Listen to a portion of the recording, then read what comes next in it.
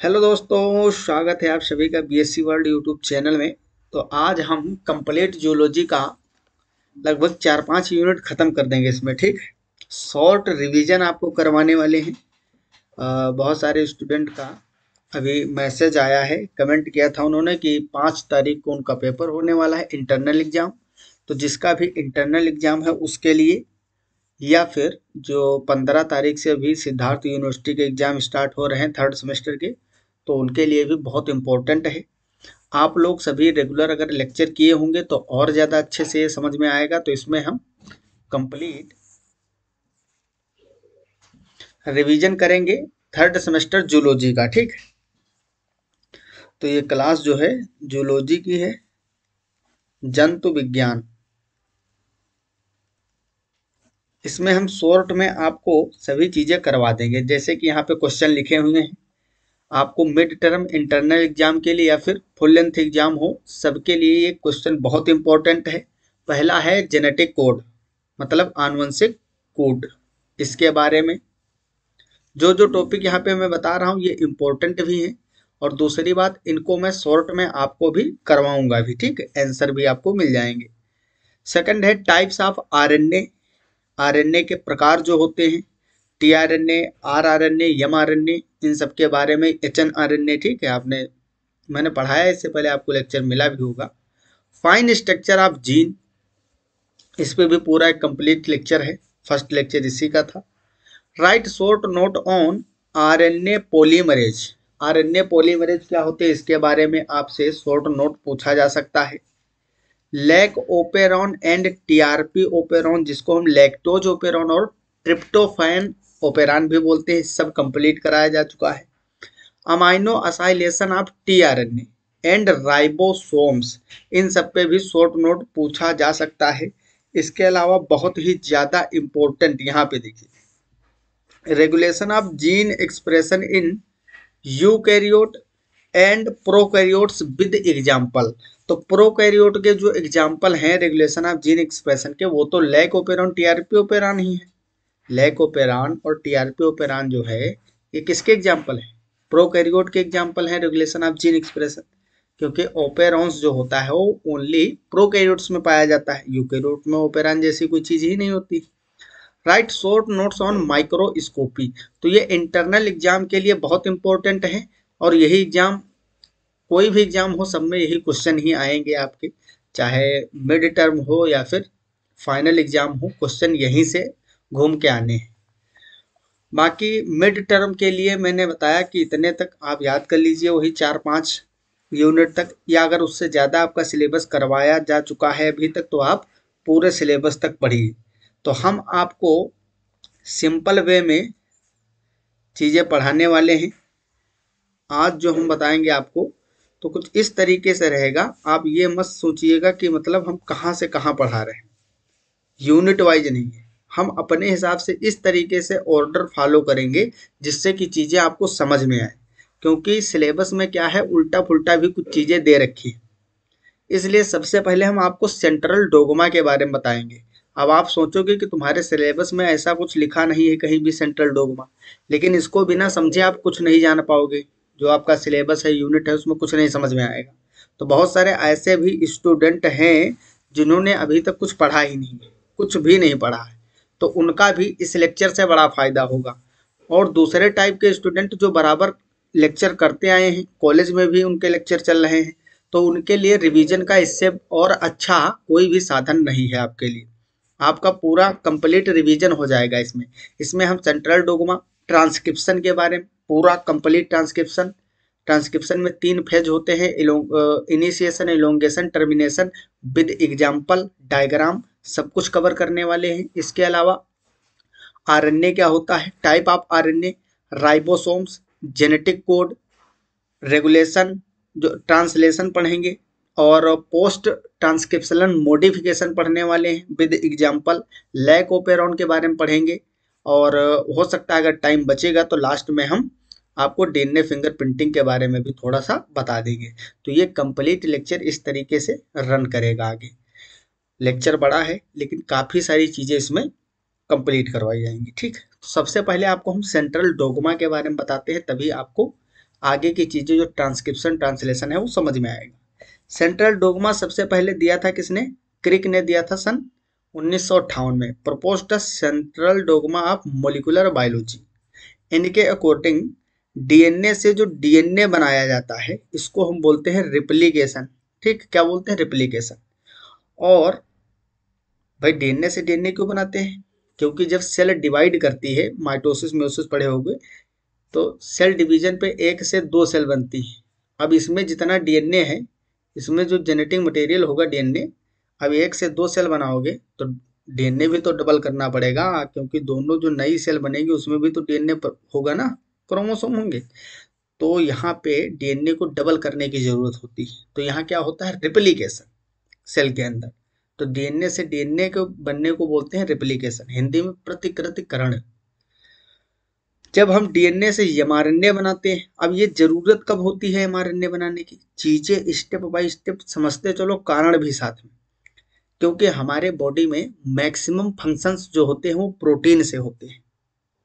Main constituent अगर हम बताएं सेल का और इंटरस्टिशियल फ्लूइड का, तो उसमें मैक्सिमम प्रोटीन प्रेजेंट होते हैं। अगर आपको कोई इन्फेक्शन हुआ तब भी आपकी जो इम्यून सिस्टम रिस्पॉन्सिबल होती है उसको ठीक करने के लिए, फॉरेन ऑर्गेनिज्म के साथ फाइट करने के लिए एंटीबॉडी लड़ती, वो भी क्या है? प्रोटीन है। आपकी ग्रोथ होना है बॉडी की, ग्रोथ हार्मोन चाहिए, जीएच हार्मोन कहाँ से रिलीज होगा? पिट्यूटरी से।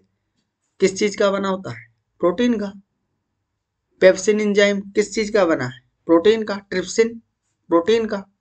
इंसुलिन प्रोटीन का। तो हर चीज प्रोटीन की ही बनी है, मैक्सिमम। हर चीज नहीं, मतलब अधिकतम चीजें प्रोटीन के ही डेरिवेटिव होते हैं। जितने एंजाइम्स हैं एक्सेप्ट राइबोजाइम। राइबोजाइम एक ऐसा एंजाइम है जो न्यूक्लिक एसिड का बना है, आरएनए का बना होता है, आरएनए प्लस राइबोसोम का। बाकी मैक्सिमम एंजाइम भी किसके बने होते? प्रोटीन के। मतलब बॉडी में कंटिन्यू प्रोटीन की सिंथेसिस होनी चाहिए। प्रोटीन को बराबर बनाना पड़ता है सेल्स के अंदर। इसलिए क्या होता है? प्रोटीन को बनाने के लिए एक प्रोसेस चलता है। तो वो प्रोसेस के स्टेप जो थे उसको ही बोला जाता है सेंट्रल डोगमा। इसको क्रिक ने सबसे पहले बताया था कि अगर प्रोटीन आपको बनाना है तो क्या करोगे? सबसे पहले आप डीएनए से बनाओगे आरएनए। कौन सा? M RNA. सबसे पहले डीएनए से आप क्या बनाओगे? एमआरएनए, जिसको बोलते हैं ट्रांसक्रिप्शन। फिर उस एमआरएनए से आप प्रोटीन बनाओगे, जिसको बोलते हैं ट्रांसलेशन। ये बात समझ में आई? बॉडी में प्रोटीन की लगातार जरूरत होती है, इसलिए सेल्स के अंदर प्रत्येक सेल्स प्रोटीन का फॉर्मेशन करती है। उसके लिए कुछ स्टेप फॉलो करने पड़ते हैं। डीएनए से एमआरएनए को बनाया जाता है पहले, जिसको ट्रांसक्रिप्शन कहते हैं। एमआरएनए से फिर प्रोटीन या पॉलीपेप्टाइड जिसको बोलते हो, क्योंकि आपको पता होगा जो एमआरएनए से प्रोटीन बनेगी वो सीधा प्रोटीन नहीं बनेगी, फंक्शनल प्रोटीन नहीं बनेगी, एक पॉलीपेप्टाइड की चेन बन जाएगी। एमआरएनए से जब प्रोटीन बनती है तो इस तरीके से बस सिंपल पॉलीपेप्टाइड चेन। ये क्या है? अमीनो एसिड जुड़े हुए हैं। और प्रोटीन क्या होता है? अब भाई प्रोटीन के कई सारे स्ट्रक्चर आप पढ़े होंगे, primary structure, secondary structure, tertiary, quaternary. तो जो प्रोटीन बनती है यहाँ पे डीएनए से एमआरएनए बनाया आप, एमआरएनए से जो प्रोटीन बनेगी तो वो सिंपल पॉलीपेप्टाइड चेन होगी, प्राइमरी स्ट्रक्चर। तो इसीलिए यहाँ पे पॉलीपेप्टाइड लिखा हुआ है। अब इसका मॉडिफिकेशन होगा, कुछ अपने शेप में, स्ट्रक्चर में कुछ मॉडिफिकेशन होगा, जिससे कि सेकेंडरी और टर्सरी स्ट्रक्चर बनेगा। और टर्सरी स्ट्रक्चर जो होता है प्रोटीन का वही फंक्शनल होता है। मैक्सिमम एंजाइम जो होते हैं वो टर्सरी स्ट्रक्चर में होते हैं। ठीक है, तो प्रोटीन फंक्शनल कब होती है? टर्सरी स्ट्रक्चर में। जो स्टार्टिंग में यहाँ पे बनती है प्रोटीन वो प्राइमरी स्ट्रक्चर होता है, इसीलिए पॉलीपेप्टाइड लिखा है। क्योंकि ये पूरी सीधी चेन जो बनेगी ये क्या है? अमीनो एसिड की चेन, स्ट्रेट चेन, इसको प्राइमरी स्ट्रक्चर बोलते हैं। अब इसी में इस तरीके से लिंकेज आ जाएगी, बहुत सारी पॉलीपेप्टाइड चेन आपस में जुड़ जाएंगी। ठीक, डाइसल्फाइड लिंकेज हो जाएगी। डाइसल्फाइड जानते हो ना? यही जो लिंकेज हमने बनाया है, मान लो इस तरीके से हम बना दें इसको, यहाँ पे दो सल्फर जुड़ गए दो पॉलीपेप्टाइड के बीच में, तो ये डाइसल्फाइड लिंकेज हो गई। इस तरीके से बहुत सारी लिंकेजेस इसमें बॉन्ड फॉर्म होते हैं, जिससे कि ये सेकेंडरी और टर्सरी स्ट्रक्चर में कन्वर्ट हो जाता है। तो मैं कंप्लीट चीजें आपको समझाते चल रहा हूँ ताकि कोई भी डाउट आपका रहे ना, सभी चीजें आपको समझ में आए। तो सेंट्रल डोग्मा क्या होता है समझ में आ गया। डीएनए से डीएनए को बनाओगे रेप्लिकेशन, डीएनए से एमआरएनए बनाओगे ट्रांसक्रिप्शन, फिर उस एमआरएनए से क्या बनाओगे पॉलीपेप्टाइड चेन या प्रोटीन जिसको ट्रांसलेशन बोलते हैं। ये सब क्यों किया जा रहा है, प्रोटीन की सिंथेसिस के लिए। ठीक, तो सबसे पहले हम पढ़ेंगे इसमें क्या, सबसे पहले बेसिक स्ट्रक्चर आपको हम जीन के बारे में बताएंगे, फाइन स्ट्रक्चर ऑफ जीन अभी जस्ट। ठीक है, डीएनए का, क्योंकि भाई ये प्रोसेस पढ़ना है तो इसमें सबसे पहले आपको डीएनए समझना पड़ेगा ना, तभी तो डीएनए से एमआरएनए कैसे बनेगा जान पाओगे। फिर एमआरएनए टाइप ऑफ आरएनए पढ़ेंगे, क्योंकि इस प्रोसेस में आपको बनाना तो एमआरएनए है, लेकिन आगे जब ट्रांसलेशन करोगे तो इसमें आरआरएनए टीआरएनए सबका इन्वॉल्वमेंट होगा कहीं ना कहीं, इसलिए सभी प्रकार के आरएनए के बारे में आपको पता होना चाहिए। तो इस पूरे प्रोसेस को एक डीएनए से, डीएनए में जो जीन प्रेजेंट है उससे प्रोटीन बनाने के लिए आपको पढ़ना क्या क्या पड़ेगा। पहली बात डीएनए का स्ट्रक्चर पता होना चाहिए, फिर type of RNA, mRNA tRNA rRNA सबके बारे में थोड़ा थोड़ा बेसिक जानकारी होनी चाहिए। इसके अलावा आरएनए पॉलीमरेज के बारे में आपको पढ़ना पड़ेगा, क्योंकि भाई ट्रांसक्रिप्शन ट्रांसलेशन में पॉलीमरेज एंजाइम काम आएंगे। इसके अलावा जेनेटिक कोड क्या होता है वो पता होना चाहिए, क्योंकि आप तभी जान पाओगे कि कोडोन वाला ही तो पूरा सिस्टम होगा, कि कोडोन को पढ़ के तो एमिनो एसिड जुड़ेंगे तभी तो प्रोटीन बनेगी। और आपको राइबोसोम के बारे में जानकारी होनी चाहिए। तो ये सभी बेसिक चीजें पहले हम पढ़ेंगे, उसके बाद में आपको ट्रांसक्रिप्शन और ट्रांसलेशन पढ़ाएंगे। फिर इसको कंट्रोल कैसे किया जाता है इस प्रोसेस को, मान लो कोई प्रोटीन एक्सेस में बन गई तो प्रोसेस को रोकना कैसे है, या कोई प्रोटीन बहुत कम बनी तो उसको ज्यादा कैसे बनवाना है, इसको बोलते हैं रेगुलेशन ऑफ जीन एक्सप्रेशन। तो लास्ट में हम इसको पढ़ने वाले हैं। तो आपका एक बेसिक आइडिया मिल गया होगा कि हम किस तरीके से पढ़ने वाले हैं। ठीक, many tumour viruses contain RNA as genetic material and replicates by first synthesizing a complementary DNA.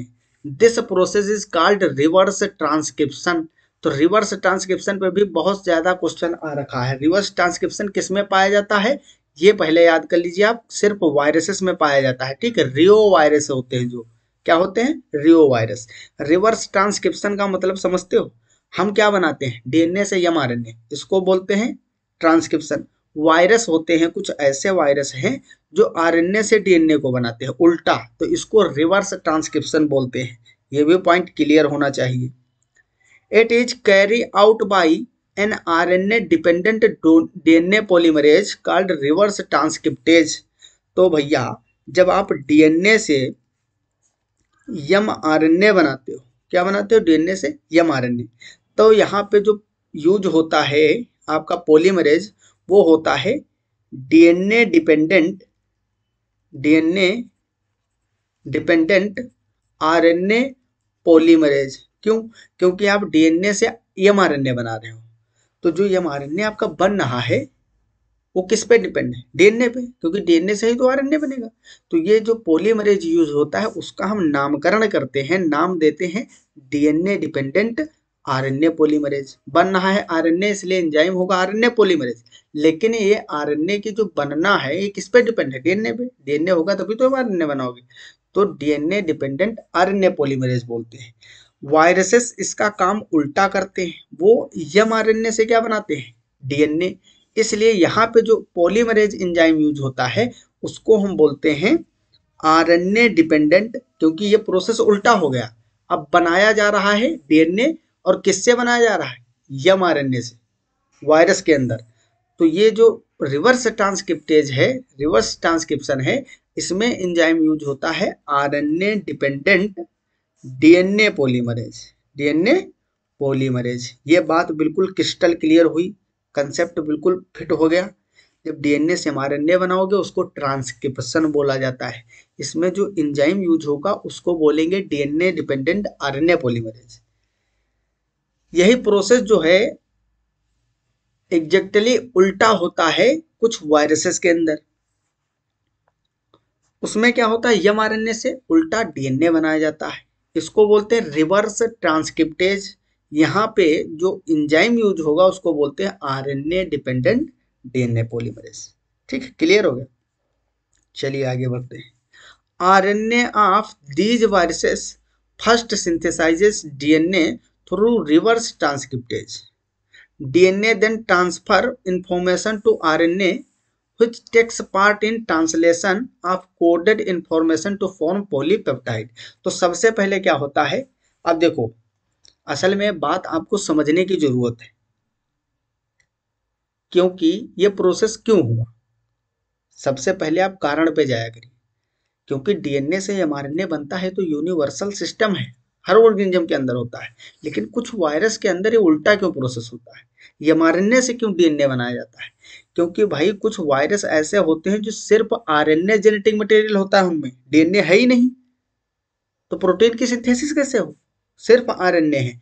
तो वो उल्टा प्रोसेस करते हैं, आरएनए से डीएनए को बनाते हैं। ठीक, फिर इसी डीएनए से एमआरएनए को बनाते हैं। समझ रहे हो, पहले आरएनए से बनाएंगे डीएनए, क्योंकि उनके पास डीएनए ही नहीं होता है, सिर्फ जो जेनेटिक मटेरियल होता है। जैसे टीएमबी वायरस आप पढ़े हो, टीएमबी वायरस में क्या होता है, एग्जाम्पल ले लीजिए आप टीएमबी का, तो उसमें सिर्फ आरएनए जेनेटिक मटेरियल होता है। तो उस बेचारे के अंदर जब डीएनए है ही नहीं, वैसे बेचारा नहीं है, इन्फेक्शन कॉज करता है। ठीक, उसके अंदर जब डीएनए नहीं है तो प्रोटीन कैसे बनाएगा। इसीलिए ये उल्टा काम करते हैं, सिर्फ आरएनए है उनके पास, इसलिए वो पहले आरएनए से डीएनए को सिंथेसाइज करते हैं, फिर उस डीएनए से क्या बनाते हैं, एमआरएनए, और ये आगे ट्रांसलेशन के थ्रू आपका प्रोटीन बनाता है। ठीक, और ये जो प्रोटीन होता है वो भी कैसा होता है, भाई वायरस प्रोटीन बना रहा है तो कैसा होगा, इन्फेक्शियस प्रोटीन होगा, इन्फेक्शन कोज करेगा। तो आई होप ये स्लाइड आपको एकदम क्रिस्टल क्लियर हो गई होगी। और इतना बेसिक कंसेप्ट जब तक आपको नहीं समझ में आएगा तब तक आगे की चीज़ें आपको समझ में आने वाली है नहीं। यहाँ पे प्रोसेस भी बताया है, डीएनए से डीएनए बनाने को रेप्लिकेशन बोलते हैं। यहाँ पे पहले आरएनए से डीएनए बनाया जाता है, फिर उसी डीएनए से ट्रांसक्रिप्शन के थ्रू आरएनए बनाता है। ये है जो ये इधर को प्रोसेस हो रहा है, ये है रिवर्स ट्रांसक्रिप्टेज। और फिर से डीएनए से एमआरएनए बनाया जाएगा, उसको ट्रांसक्रिप्शन कहते हैं। फिर उस एमआरएनए से प्रोटीन का सिंथेसाइज होगा, जिसको ट्रांसलेशन कहते हैं। बात समझ में आई। चलिए भाई, तो अब हम पहले थोड़ा सा आपको ट्रांसक्रिप्शन के बारे में बताएं ना, ट्रांसक्रिप्शन बाद में पढ़ते हैं, पहले आप आरएनए वगैरह के बारे में आपको हम बता दें, टाइप्स ऑफ आरएनए। ठीक, आरएनए कितने टाइप के होते हैं, इन सब चीज़ों के बारे में बात करते हैं, जेनेटिक कोड की बात करेंगे, फिर हम समझाएंगे आपको ये प्रोसेस। ठीक,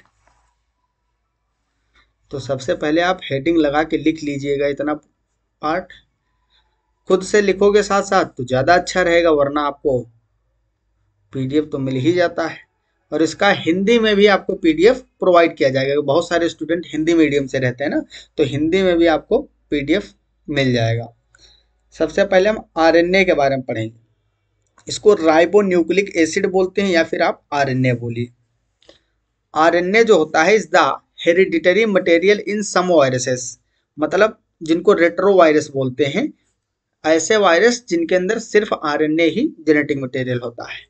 it is a polymer of ribonucleotide.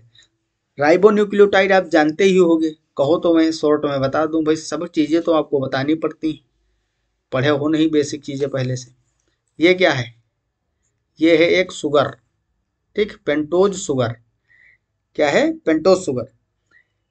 इस पेंटोज शुगर में आप फर्स्ट पोजीशन जो है, ये है सेकंड, ये है थर्ड, ये है फोर्थ, तो यहाँ से CH2OH, ये फिफ्थ कार्बन है। कार्बन नंबर तो जानते ही हो। पहले कार्बन से यहाँ पे एक नाइट्रोजनस बेस जुड़ा होता है, क्या जुड़ा होता है, ये है नाइट्रोजनस बेस। और फिफ्थ वाले कार्बन से अगर आप फास्फेट ग्रुप जोड़ दें, यहाँ पे फास्फेट ग्रुप जोड़ दें इस तरीके से, ठीक है, डबल बॉन्ड OH OH, ये पेंटोज शुगर जो है, अगर ये राइबोज हुई, क्या हुई, राइबोज, तो ये पूरा स्ट्रक्चर आपका बन जाएगा राइबोन्यूक्लियोटाइड। मतलब राइबोन्यूक्लियोटाइड में क्या क्या है, राइबोन्यूक्लियोटाइड, इसमें क्या क्या है, एक है आपकी पेंटोज शुगर, क्या है, पेंटोज शुगर। और क्या है इसमें, एक है नाइट्रोजिनस बेस, नाइट्रोजिनस बेस। अब नाइट्रोजिनस बेस दो टाइप के होते हैं, प्यूरीन और पिरीमिडीन। इतनी चीजें तो आपको पता ही होंगी। प्यूरीन में कौन कौन आते हैं, एडेनिन, गुआनिन, और पिरीमिडीन में तीन आते हैं आपके, थाइमीन, यूरेसिल, साइटोसिन। ये बातें पता है। तो इन पांच में से एडेनिन, गुआनिन, थाइमीन, यूरेसिल और साइटोसिन, इन पांचों में से कोई एक नाइट्रोजनस बेस लगा है। और जनरली हम आरएनए की बात कर रहे हैं तो यहाँ पे थाइमीन को दीजिए आप हटा, क्योंकि यहाँ पे यूरेसिल होता है। इन चार में से कोई भी नाइट्रोजनस बेस होगा। अच्छे से समझ में आ रहा है। एक पेंटोज शुगर, उसके फर्स्ट कार्बन पे जुड़ा हुआ एक नाइट्रोजनस बेस, वो कौन कौन हो सकता है, एडेनिन, गुआनिन, यूरेसिल, साइटोसिन, कोई भी। और एक पेंटोज मतलब फॉस्फेट ग्रुप, फॉस्फेट ग्रुप, ये तीन चीजें मिलकर क्या बनाती हैं, आरएनए। बशर्ते बात ये है कि पेंटोज शुगर जो आपकी है वो राइबोज होनी चाहिए। अगर ये पेंटोज शुगर राइबोज ना होकर डीऑक्सी राइबोज हो जाए तो ये डीएनए के लिए न्यूक्लियोटाइड बन जाएगा, तब उसको हम राइबो न्यूक्लियोटाइड नहीं बोलेंगे। अगर पेंटोज शुगर ये जो है ये राइबोज की जगह पे बाकी सब स्ट्रक्चर सेम रखो, बस खाली राइबोज को डीऑक्सी राइबोज कर दो, तो यहाँ पे जो राइबो न्यूक्लियोटाइड बन रहा है वो क्या हो जाएगा, डीऑक्सी राइबो न्यूक्लियोटाइड। बात समझ में आई, क्रिस्टल क्लियर हो रही है कि एक बात, it is a polymer of ribonucleotides and is made up of ribose sugar, phosphoric acid वही जो फॉस्फेट ग्रुप है, and nitrogenous bases adenine, uracil, cytosine and guanine. इतनी बात क्लियर है। The chemical composition of RNA differs from DNA in two respects that is very important. First, the pentose sugar in RNA is ribose sugar while it is deoxyribose sugar in DNA. तो पहला difference क्या है, structure के basis पे बता रहे हैं। Structure के और केमिकल कंपोजिशन के बेसिस पे पहला जो डिफरेंस है डीएनए और आरएनए में वो क्या है, पेंटोज शुगर। क्या, आरएनए में राइबोज शुगर है और डीएनए में डीऑक्सीराइबोज शुगर है। Second difference, thymine in DNA is replaced by uracil in RNA. DNA में थाइमीन होगा, उसकी जगह पे आरएनए में यूरेसिल मिलता है, थाइमीन नहीं। All other nitrogenous bases are same in both. बाकी जो चार हैं वो सेम रहते हैं। तो आरएनए के बारे में ये कुछ बेसिक चीजें थी। अब आप हेडिंग लगाएंगे टाइप्स ऑफ आरएनए। आरएनए के प्रकार कितने टाइप के होते हैं। असल में आरएनए बहुत टाइप के होते हैं, क्योंकि हर एक चीज के बेसिस अगर चेंज करते जाओगे तो टाइप बदलते जाएंगे। किस बेस पे आपको पढ़ना है, हमको जो पढ़ना है वो मेनली ये जो तीन टाइप हैं इनके बारे में पढ़ना है, ठीक है। बाकी थोड़ा सा ओवरव्यू होना चाहिए, क्योंकि आप पढ़ रहे हो, कोई ज़रूरी नहीं कि जितना सिलेबस में उतना ही पढ़ो। थोड़ा सा ये भी समझ सकते हो, लेकिन याद करना बस इन्हीं को है, पढ़ सब लीजिए। आरएनए को दो टाइप से डिवाइड करते हैं, एक तो जेनेटिक आरएनए और दूसरा है non genetic RNA. Genetic RNA में आपके दो टाइप के होंगे, एक तो डबल स्टैंडर्ड हो सकता है और सिंगल स्टैंडर्ड। डबल स्टैंडर्ड सिर्फ ममेलियन रियो वायरस में होते हैं, और सिंगल स्टैंडर्ड में जैसे कि अब सिंगल स्टैंडर्ड में भी दो टाइप कर दिए गए, एक तो अरेंज इन लीनियर फॉर्म। अब सिंगल स्टैंडर्ड सीधा लीनियर हो सकता है, और सिंगल स्टैंडर्ड ही इस तरीके से हो सकता है, कॉइल्ड क्लोज्ड सर्कल बनाए हुए, ठीक इस तरीके से है। तो सिंगल, बात समझ में आ रही है या नहीं, ये बहुत जरूरी है। मतलब कहने का ये है, ये भी सिंगल स्टैंड है, इसमें भी कोडोन होंगे इस तरीके से है, ये भी सिंगल स्टैंड लेकिन सर्कल में है, ठीक। ये भी स्टैंड, डबल स्टैंड का मतलब क्या होता है, उसमें दो स्टैंड होंगे इस तरीके से, ठीक, इस तरीके से। तो ये भी सिंगल स्टैंड है, ये भी सिंगल स्टैंड है। डबल ये कब होता, डबल इस तरीके से जब सर्कल करते ऐसे ऐसे, तब ये डबल होता है ना, जैसे डीएनए होता है प्लाज्मिड। तो सिंगल स्टैंड में भी दो टाइप हैं, एक तो लीनियर अरेंज हो, जैसे कि एग्जांपल है टीएमबी, और वायरॉइड के अंदर जो सिंगल स्टैंडर्ड आरएनए होता है वो सर्कल में क्लोज होता है, ठीक, कोवेलेंटली क्लोज्ड सर्कल बनाए हुए होता है। तो ये जेनेटिक आरएनए हो गया। यहाँ का जो ये आरएनए है, ये तुम्हारे सिलेबस के लिए बड़ा इंपॉर्टेंट है, क्योंकि इसमें जितने चीजें लिखी हुई हैं सब आपके लिए इंपॉर्टेंट है। इसमें भी 3 टाइप के होते हैं, ठीक। कौन कौन से? टी आरएनए, एम आरएनए और आर आरएनए। आर आरएनए को हम राइबोसोमल आरएनए बोलते हैं। क्या बोलते हैं? आर आरएनए जो है इसको हम राइबोसोमल राइबोसोमल आरएनए बोलते हैं। एम आरएनए को हम क्या बोलते हैं? मैसेंजर मैसेंजर आरएनए बोलते हैं। यहीं पे अगर हम बात करें टी आरएनए की, स्मॉल टी आरएनए, तो इसको हम बोलते हैं ट्रांसफर आरएनए। क्या बोलते हैं? ट्रांसफर आरएनए बोलते हैं, ठीक। तो ये 3 टाइप के। इसमें आपको प्रतिशत याद रखना है। आर आरएनए सबसे ज्यादा मात्रा में पाया जाता है।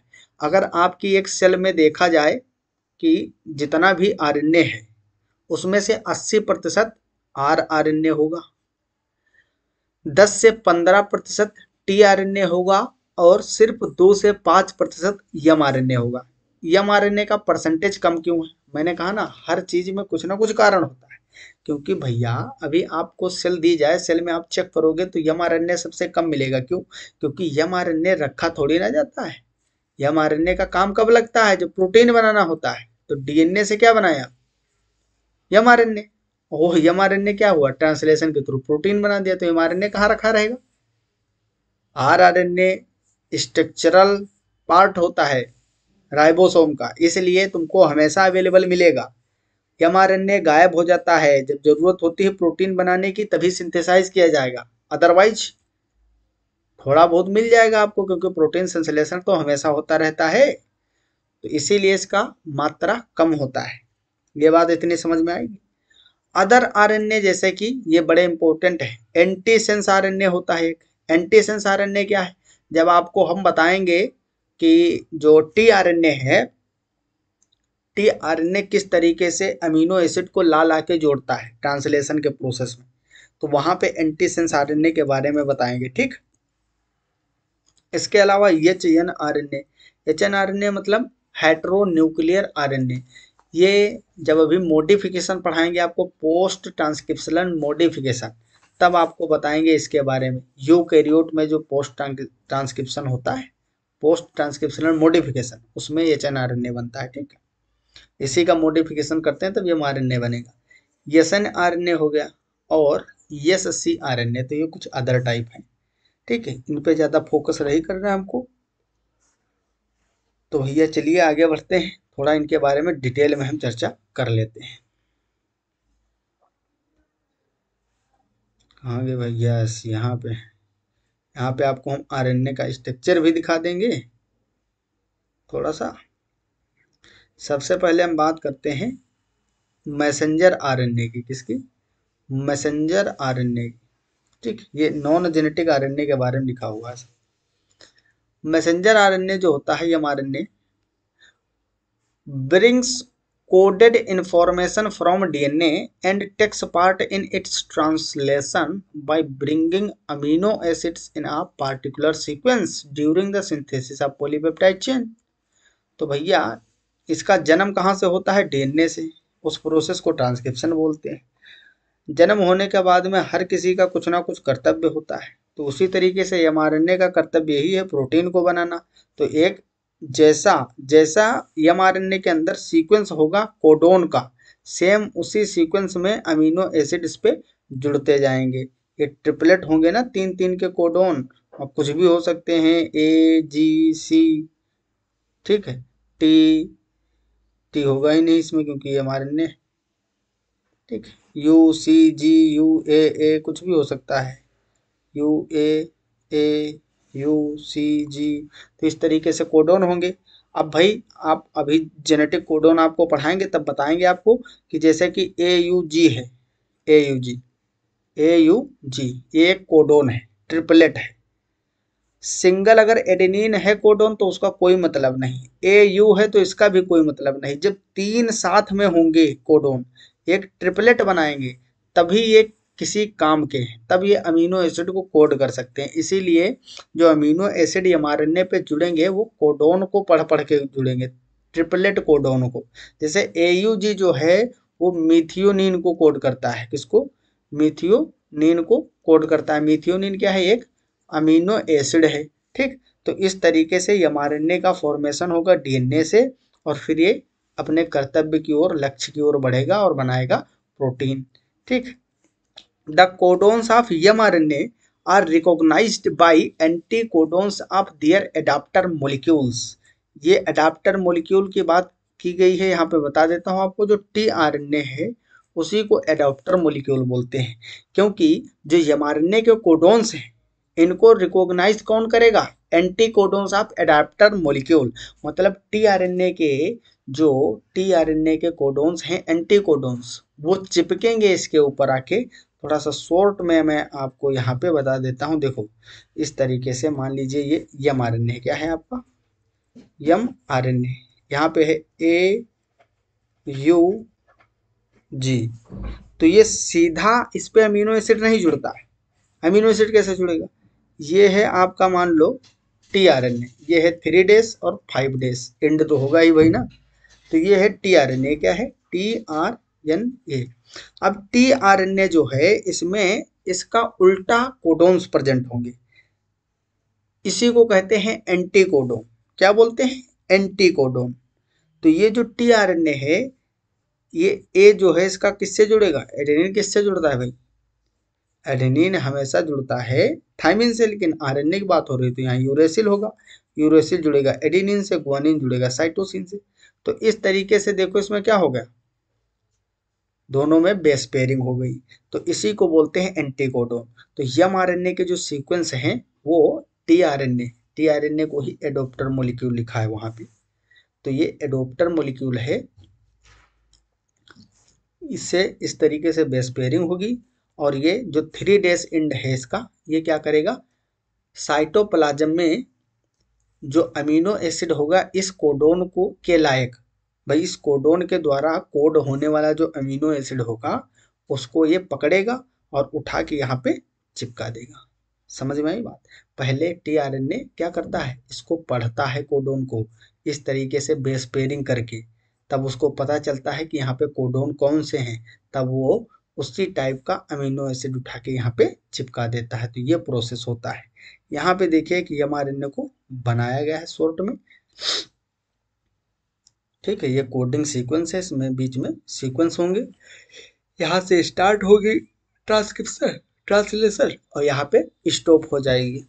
ठीक, ये पॉलीपेप्टाइड की टेल है और ये स्टार्टिंग का सिरा है जिसको कैप बोलते हैं। ठीक, तो ये हो गया आपका mRNA।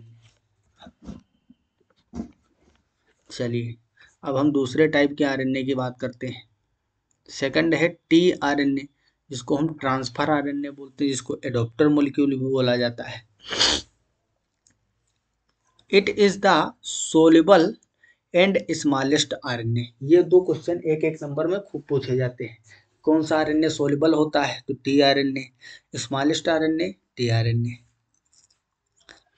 It transfers an amino acid from cytoplasm to the site of protein synthesis। ये बात मैंने ऑलरेडी आपको समझा दिया है। साइट ऑफ प्रोटीन सिंथेसिस क्या है? ये वाली, ये क्या है भाई? ये है साइट ऑफ प्रोटीन सिंथेसिस। यहीं पे तो भाई प्रोटीन सिंथेसिस हो रहा है। और ये है साइटोप्लाज्म। भाई ये काम पूरा एक सेल के अंदर हो रहा होगा, तो ये सब क्या है इसका? साइटोप्लाज्म, जिसमें कि अमीनो एसिड बिखरे पड़े होंगे। तो वही तो बोला गया है, tRNA का काम क्या होता है? It transfers an amino acid from cytoplasm to the site of protein synthesis. मतलब इस साइटोप्लाज्म में जो अमीनो एसिड पड़े हैं उनको साइटोप्लाज्म से, from cytoplasm, transfer an amino acid from cytoplasm to the site of protein synthesis. ठीक है, तो इस तरीके से ये ट्रांसफर करवाएगा। अगला पॉइंट है, it has a clover leaf shape, जो कि इसका 2 डायमेंशनल शेप है, स्ट्रक्चर है, 2D स्ट्रक्चर विद 4 रिकॉग्निजेबल साइट्स। पहली इसमें साइट होगी अमीनो एसिड बाइंडिंग साइट। इसमें दो बहुत ही इंपॉर्टेंट है, एक एंटीकोडोन लूप और अमीनो एसिड बाइंडिंग साइट। ये दो आपको साइट तो भैया याद ही रखनी पड़ेंगी, वैसे चारों याद कर लो ज़्यादा अच्छा है। ठीक, ये बहुत ही इम्पोर्टेंट चीज़ इस समय चल रही है जो हम आपको पढ़ा रहे हैं, क्योंकि आगे का प्रोसेस सब इसी पे टिका हुआ है। ट्रांसक्रिप्शन ट्रांसलेशन समझाएंगे ना अभी, तो कुछ नहीं समझ में आएगा अगर ये नहीं जानते हो। इसीलिए हमारे पढ़ाने का अंदाज अलग ही रहता है। चीज़ें तभी समझ में आएंगी जिस तरीके से हम आपको बता रहे हैं, ऐसे पढ़ोगे तब। तो ये देखिए नीचे क्लोवर लीफ लाइक स्ट्रक्चर बनाया हुआ है। ये तो mRNA tRNA, ये आपका mRNA का कोडोन दिखाया गया है। नीचे थोड़ा स्ट्रक्चर आपको दिखा देते हैं। ठीक है, नीचे लिखा है ना clover leaf model of tRNA। इस तरीके से एक तिप्तिया की पत्ती बोलते हैं इसको हिंदी में, क्लोवर लीफ। क्लोवर मतलब तिप्तिया, ये tRNA। अब देखिए भाई tRNA किस तरीके से बनाया हुआ है। ये जो है ये है एंटी कोडोन लूप, जैसे कि मैंने आपको बताया था। अब भाई ये देखिए होता तो सिंगल स्टैंडर्ड है, लेकिन ये फोल्डिंग के कारण डबल स्टैंडर्ड बन जाता है। जैसे कि ये फोल्डिंग जब हुई तो इसके सामने वाले देखो ये बेस पेयरिंग कर लिए हैं। ठीक, थोड़ा और जूम करो तो अच्छे से दिखेगा। यहाँ पे देखिए ये यू है, यूरेसिल किससे जुड़ा है, यूरेसिल है, ग्वानोसिन है, ग्वानिन है, साइटोसिन है, फिर ग्वानिन है।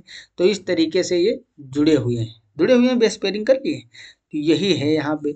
अब देखिए एक इसका एंटीकोडोन लूप जो है, एंटीकोडोन लूप ये क्या कर रहा है, ये mRNA के सीक्वेंस है CCG, जिससे कि ये जुड़ गया है यहाँ पे। ठीक, तो जो mRNA का सीक्वेंस होता है उसको हम कोडोन बोलते हैं। क्या बोलते हैं, कोडोन। और उससे उसका जो कंप्लीमेंट्री होता है tRNA में सीक्वेंस जो जुड़ता है उससे, उसको हम एंटी कोडोन बोलते हैं। एंटी मतलब उल्टा होता है, तो मतलब जस्ट कोडोन का अपोजिट, वही तो इससे जुड़ेगा, तो उसको हम एंटी कोडोन लूप बोलते हैं। ठीक, तो ये एक आपको सिंपल डायग्राम बना लेना है tRNA का। तो इसमें ये वाला जो पार्ट है ये है आपका 3' एंड, ये है अमीनो एसिड बाइंडिंग साइट। जैसा कि मैंने आपको अभी बताया था कि 3' एंड पे ही अमीनो एसिड बाइंड होगा और वहां पे फिर ट्रांसफर किया जाएगा प्रोटीन सिंथेसिस की साइट पे। ठीक, तो यहाँ पे देखिए इसमें अमीनो एसिड बाइंडिंग साइट होती है एट 3' एंड। ये बात याद रखना है क्योंकि क्वेश्चन कई बार पूछा गया किस एंड पे होता है। अगला इसमें पार्ट एंटीकोडोन लूप, जिसको कोडोन रिकॉग्निशन साइट भी बोलते हैं। DHU loop, amino acyl synthase binding loop, मतलब इसमें एक एंजाइम की भी जरूरत होती है, अमीनो असाइल सिंथेटेज एंजाइम। ठीक, तो ये जो DHU लूप है, DHU लूप यहाँ पे amino acyl synthetase binding loop, यहाँ पे अमीनो असाइल सिंथेटेज बाइंड करता है जो कि एक एंजाइम है। और चौथी साइट होती है TSI लूप, जो राइबोसोम रिकॉग्निशन साइट होती है। ठीक, जिससे कि ये राइबोसोम से अटैच होता है, ये वाली राइबोसोम बाइंडिंग लूप, क्योंकि ये एक साथ में 4 चीजों से बाइंड करता है। पहला इधर एंजाइम जुड़ेगा तभी प्रोसेस चालू होगा, और ये जो इसकी साइट है ये mRNA से जुड़ जाएगी, और साइड में इधर राइबोसोम भी जुड़ा होगा, और ये ऊपर अमीनो एसिड को कैच करता है। तो 4 साइट होती है tRNA में, एकदम डिटेल में मैंने आपको चीज बता दी है। अगला पॉइंट है इसमें, in this particular example the tRNA carrying the amino acid alanine will bind to codon GCC on the mRNA chain will in the ribosome। तो इसमें जो बाइंड कर रहा है वो एलेनिन को कोड कर रहा होगा। चलिए भाई RNA की बात कर लेते हैं थोड़ा सा। ठीक, तो लास्ट टाइप है ये राइबोसोमल RNA, जो कि लगभग 80% होता है पूरे राइबोसोम का। Make up the bulk of ribosome, मतलब मैक्सिमम जो राइबोसोम है वो यही होता है। RNA attract and provide large surface for spreading of mRNA over ribosomes during translation process of protein synthesis, क्योंकि आरएनए जो होता है, आरएनए, ये राइबोसोम का पार्ट होता है। और आपको पता है राइबोसोम की छोटी वाली यूनिट जो होती है, इस भाई राइबोसोम में दो यूनिट होती है, एक लार्ज सब यूनिट होती है, एक स्मॉल। तो स्मॉल सब यूनिट के ऊपर ही आरएनए रखा होता है। तो स्मॉल सब यूनिट जो होगी राइबोसोम की, उसमें मैक्सिमम क्या होगा, आरएनए। तो आरएनए एक सतह सरफेस प्रदान करता है, मैक्सिमम लार्ज सरफेस देता है एमआरएनए को स्प्रेडिंग के लिए। ठीक, it is involve in the translation of message of DNA. It is involve in the translation of message of DNA.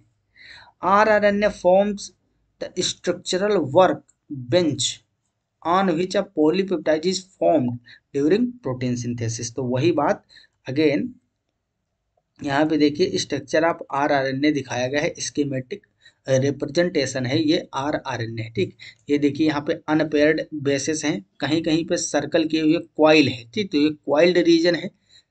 इस तरीके से ये पेयर्ड, कहीं कहीं पे पेयर्ड भी मिलेगा इसमें, जो भाई आमने सामने अगर एंड पैरेलल मान लो कंप्लीमेंट्री बेस पड़ गए तो वो तुरंत बॉन्ड बना लेंगे। जैसे ही ग्वानिन के सामने साइटोसिन आ गया, ठीक, और डिस्टेंस अगर कम हुई, क्योंकि भाई इनके बीच में क्या बनते हैं, तीन हाइड्रोजन बॉन्ड। एडेनिन और थाइमिन के बीच में कितने होते हैं, दो हाइड्रोजन बॉन्ड। या फिर एडेनिन और यूरेसिल के बीच भी दो बॉन्ड। तो ये है हाइड्रोजन बॉन्ड। क्या है, हाइड्रोजन बॉन्ड। तो हाइड्रोजन बॉन्ड के लिए कुछ रिक्वायरमेंट होती है, अगर वो रिक्वायरमेंट पूरी हो रही होगी, डिस्टेंस वगैरह कम होगी और आमने सामने पड़ जाएंगे, तो वहां पे बॉन्डिंग हो जाएगी। तो कहीं कहीं ये क्वाइल्ड स्ट्रक्चर होता है, कहीं पे खुला स्टैंड होगा। ये एक ही आरआरएनए का स्ट्रक्चर है। तो एक ही आरआरएनए में सिंगल अनपेयर्ड स्टैंड भी मिलते हैं, बेसिस, और क्वाइल्ड रीजन भी मिलेंगे, और पेयर्ड बेस भी हो सकते हैं। यहाँ पे अनक्वाइल्ड रीजन दिखाया गया है, ये स्ट्रेट है। ठीक, तो इस तरीके से आपका आरएनए होता है।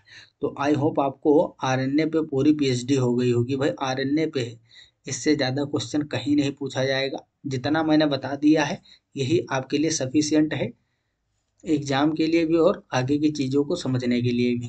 ठीक, तो चलिए हम अगले पेज पे चलते हैं। अब हम सीधा स्टार्ट करते हैं जेनेटिक कोड के बारे में। थोड़ा सा आपको हम जेनेटिक कोड के बारे में बता देते हैं। ठीक, कहाँ गया भाई जेनेटिक कोड। जेनेटिक कोड के बारे में बता दें थोड़ा सा, फिर ट्रांसक्रिप्शन से स्टार्ट करते हैं सीधा।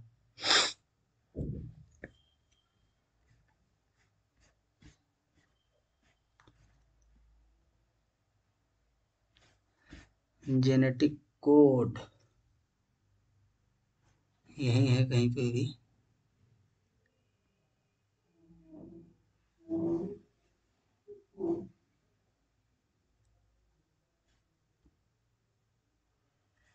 बस एक सेकंड रुकिए, लग रहा है स्लाइड हमारी कहीं खड़बड़ा गई है, अभी ढूंढ के निकालते हैं उसको।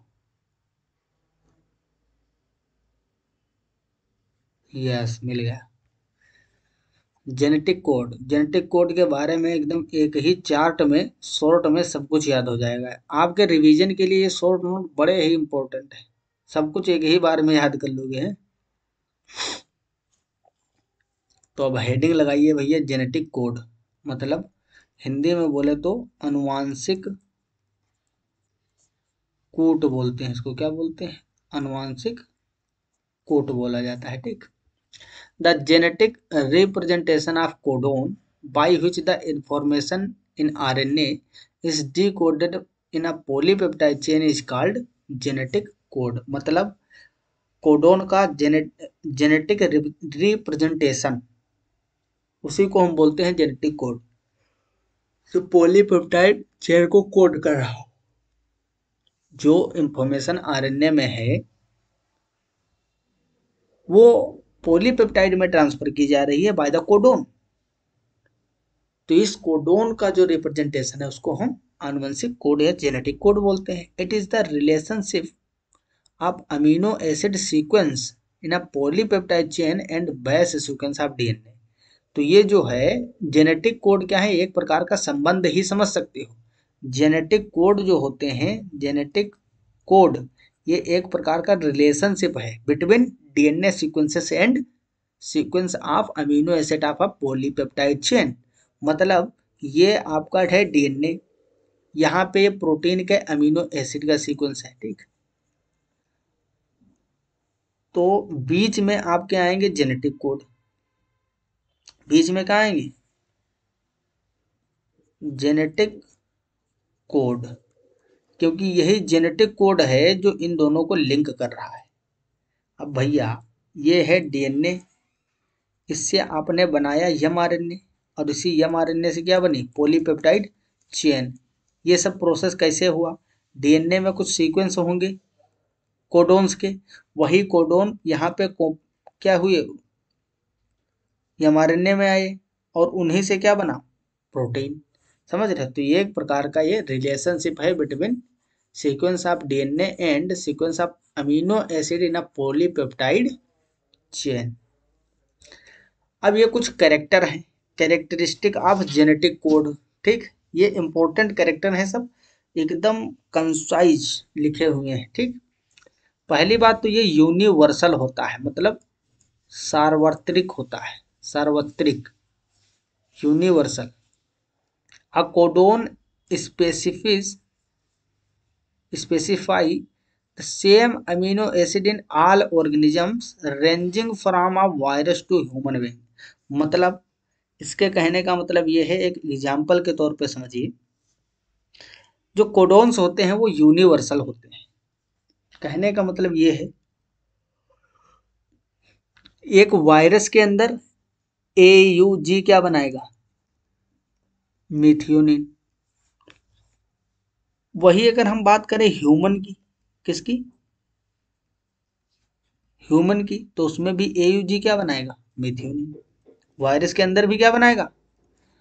अगर कोडोन सेम है तो ऑर्गेनिज्म कोई भी हो वो हमेशा उसी को कोड करेगा। अगर आप लेबोरेटरी में सिंथेसाइज कर रहे हो अमीनो एसिड का, तब भी AUG कोड करेगा मिथियोनिन को। अगर बैक्टीरिया के अंदर कर रहे हो फिर भी AUG मिथियोनिन को ही बनाएगा। इसलिए बोलते हैं कि कोडोन यूनिवर्सल होते हैं। कैसे होते हैं, यूनिवर्सल, सार्वत्रिक होते हैं। सेकंड इसका कैरेक्टर है non overlapping. One letter or base cannot be used for two different adjacent codons while reading a polynucleotide chain। मतलब समझे, वन लेटर और one base can not be use for two different adjacent codons while reading a polynucleotide chain। कहने का मतलब इस तरीके से आपके कोडोन्स प्रेजेंट है, ठीक। AUGCGUA। अब आपने क्या किया कि पहले एक कोडोन बनाया ट्रिपलेट AUG, जिससे आपने एक अमीनो एसिड बनाया। फिर आप जब तीन अगला अमीनो एसिड के लिए पढ़ोगे तब इन तीन को पढ़ोगे। ऐसा नहीं है बिल्कुल भी कि आपने उन तीन को पढ़ने के बाद में इस जी को इसके साथ में पढ़ लिया, 1 2 3, ऐसा कुछ भी नहीं है, ठीक। तो ये नॉन ओवरलैपिंग होते हैं, एक दूसरे के ऊपर अतिव्यापित नहीं होते हैं। सेपरेटली आपको तीन तीन पढ़ना पड़ेगा, ठीक। वही तो यहाँ पे लिखा है, वन लेटर और one base can not be use for two different adjacent codon while reading a polynucleotide chain. अगला इसका कैरेक्टर, इंपॉर्टेंट कैरेक्टर, डीजेनरेट। मतलब ये कैसे होते हैं, डीजेनरेसी के बारे में बात की जा रही है। 61 out of 64 codons for only 20 amino acids. मतलब 64 कोडोन्स हैं टोटल, उसमें से केवल 61 कोडोन ऐसे हैं जो क्या करते हैं, अमीनो एसिड को कोड करते हैं। क्योंकि 3 कोडोन इसमें ऐसे होते हैं जो कुछ भी कोड नहीं करते हैं, वो सिर्फ स्टॉपिंग कोडोन होते हैं। वो प्रोसेस को, प्रोटीन सिंथेसिस के प्रोसेस को स्टॉप करवाते हैं। क्या करवाते हैं, स्टॉप करवाते हैं। समझ में आई बात। 61 ऐसे हैं जो कोड करते हैं, और टोटल 20 टाइप के अमीनो एसिड को ही कोड किया जाता है। For a particular amino acid more than one codon can be use. मतलब डीजेनरेट होते हैं, कोडोन्स डीजेनरेट होते हैं। मान लो आपको वेलिन बनाना है, ठीक, वेलिन, तो ऐसा नहीं है कि वेलिन के लिए सिर्फ एक कोडोन हो, वेलिन के लिए मोर देन वन कोडोन्स हो सकते हैं, ठीक। तो इसीलिए इसको बोलते हैं कि भैया जो कोडोन्स होते हैं वो डीजेनरेट होते हैं। ऐसा नहीं है कि सिर्फ एक अमीनो एसिड को बनाने के लिए एक ही प्रकार का कोडोन हो, एक अमीनो एसिड को कई सारे कोडोन्स बना सकते हैं, कोड कर सकते हैं, ठीक है। तो इसलिए बोला जाता है कि ये जो कोडोन्स हैं वो कैसे होते हैं भैया, कोडोन्स जो होते हैं डीजेनरेट होते हैं। अगला कैरेक्टर है non ambiguous. A particular codon will always code for same amino acid, ठीक। मतलब वही बात कि ऐसा नहीं है, मान लो AUG, वही एग्जांपल ले रहे हैं, AUG मिथियोनिन को कोड करता है, और मान लो तुम्हारी बॉडी के अंदर या किसी व्यक्ति के बॉडी के अंदर हिस्टीन की कमी आ गई, हिस्टीडीन क्या है, अमीनो एसिड है।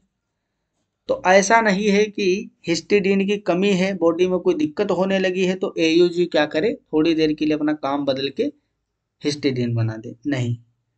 अब particular codon will always code for same amino acid, वो सिर्फ मिथियोनिन ही बनाएगा, भले ही हिस्टीडीन की कमी से पूरी बॉडी बेकार हो जाए, रोग हो जाए, उत्पन्न हो जाए, कोई दिक्कत हो, लेकिन वो अपना काम बदलेगा नहीं, ठीक। तो ये नॉन एम्बिगस होते हैं।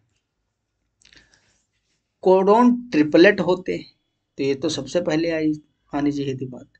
3 adjacent nitrogenous bases constitute a codon which specify placement of one amino acid in a polypeptide chain।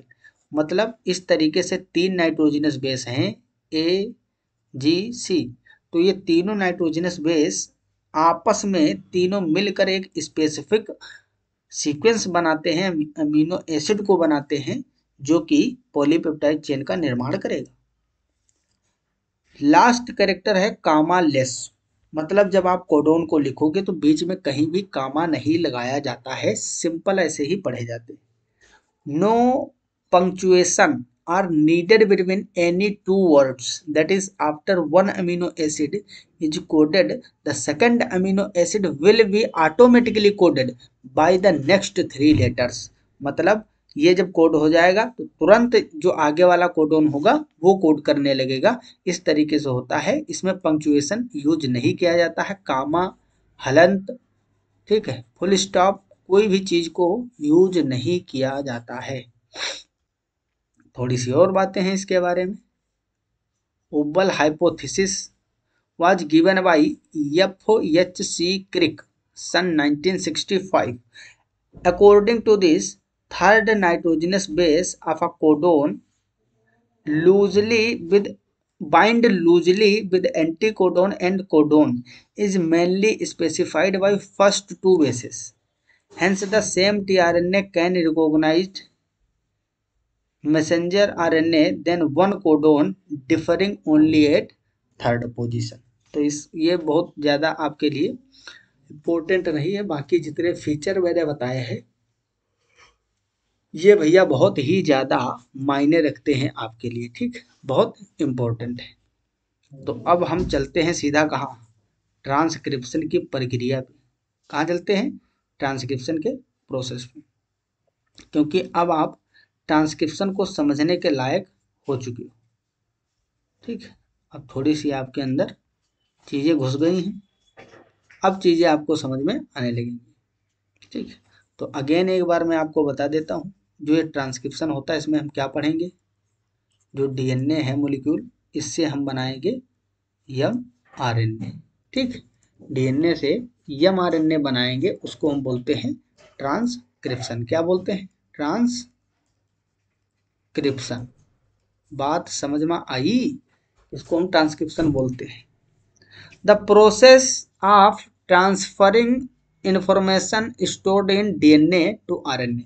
मतलब डीएनए के अंदर जो इंफॉर्मेशन है उसको एमआरएनए में ट्रांसफर करने की जो प्रोसेस है through the synthesis of mRNA over the template of DNA is called transcription. मतलब डीएनए के टेम्पलेट के ऊपर, डीएनए के टेम्पलेट से एमआरएनए की जो सिंथेसिस है, सूचना का ट्रांसफर, उसको हम ट्रांसक्रिप्शन बोलते हैं। It takes place in following 3 steps. पहला स्टेप है इनिशिएशन, जिसको हम हिंदी में बोलते हैं प्रारंभन। क्या बोलते हैं? प्रारंभन, मतलब प्रारंभ करना। The RNA polymerase holo enzyme first recognises the promoter at the 35 region and bind to the full promoter. कहने का मतलब, अब सबसे पहले एक चीज और छूट गई भी, यहीं पे मैं आपको शॉर्ट में समझा देता हूँ। डीएनए का फाइन स्ट्रक्चर ऑफ जीन, ये है आपका, मान लीजिए एक डीएनए, ठीक, डीएनए, इसमें क्या होंगे? बेस पेयर होंगे, इस तरीके से बेसेस लगे होंगे ना। ये है नाइट्रोजनस बेस,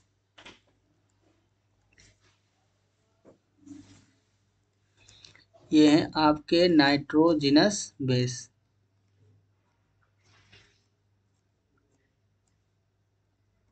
डीएनए हो गया। अब डीएनए में, अब जीन कहाँ होते हैं भाई? डीएनए पे ही होते हैं। आपने सुना है जीन कहाँ होते हैं? क्रोमोसोम पे होते हैं। जीन कहाँ होते हैं? डीएनए पे होते हैं। एक्चुअल में ये है आपका क्रोमोसोम। अच्छा नहीं बना ना क्रोमोसोम।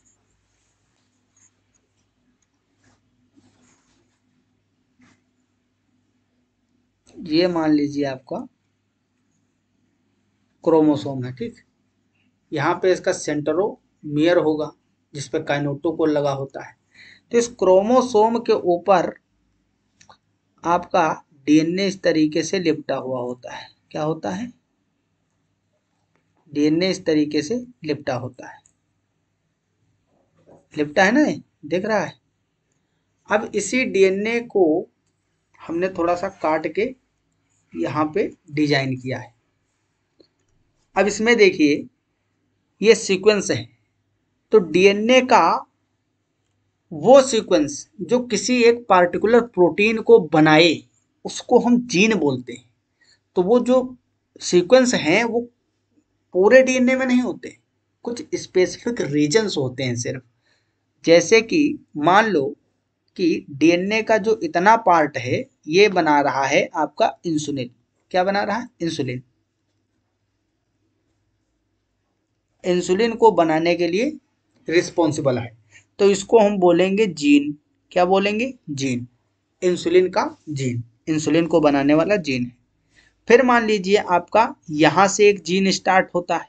ये इतना सीक्वेंस जो है, ये वाला सीक्वेंस जो है, ये क्या बनाता है? ये मान लीजिए कोई एक प्रोटीन को कोड करता है। तो ये भी क्या है? ये भी हो गया आपका जीन। लेकिन जो बीच का पार्ट है, ये जीन नहीं है। समझ रहे हो? तो डीएनए जो है, डीएनए का पार्ट जो होता है, उसी को हम बोलते हैं जीन। तो इसीलिए आपने पढ़ा होगा छोटी क्लासों में कि जीन कहाँ होते हैं? डीएनए में होते हैं, डीएनए पर स्थित होते हैं। जीन कहाँ प्रेजेंट होते हैं? क्रोमोसोम पे। तो बात तो सही ही थी। जीन क्या है? डीएनए का ऐसा पार्ट जो किसी प्रोटीन को बनाता है, उसको जीन कहते हैं। और वो जीन डीएनए का ही पार्ट है। और डीएनए कहाँ प्रेजेंट है? क्रोमोसोम पे। तो आप कह सकते हो ना कि जीन क्रोमोसोम पे होते हैं, क्योंकि डीएनए भी क्रोमोसोम पे है ना। और जीन डीएनए का ही पार्ट होता है। तो डीएनए में पूरा पार्ट किसी चीज को कोड नहीं करता है। कुछ पार्ट होता है जो स्पेसिफिक प्रोटीन को बनाता है, बाकी बीच में कुछ पार्ट होता है जिसका कोई काम नहीं होता, प्रोटीन वोटीन नहीं सिंथेसाइज करता है, उस पार्ट को हम जीन नहीं बोलते हैं। तो यही होता है जीन।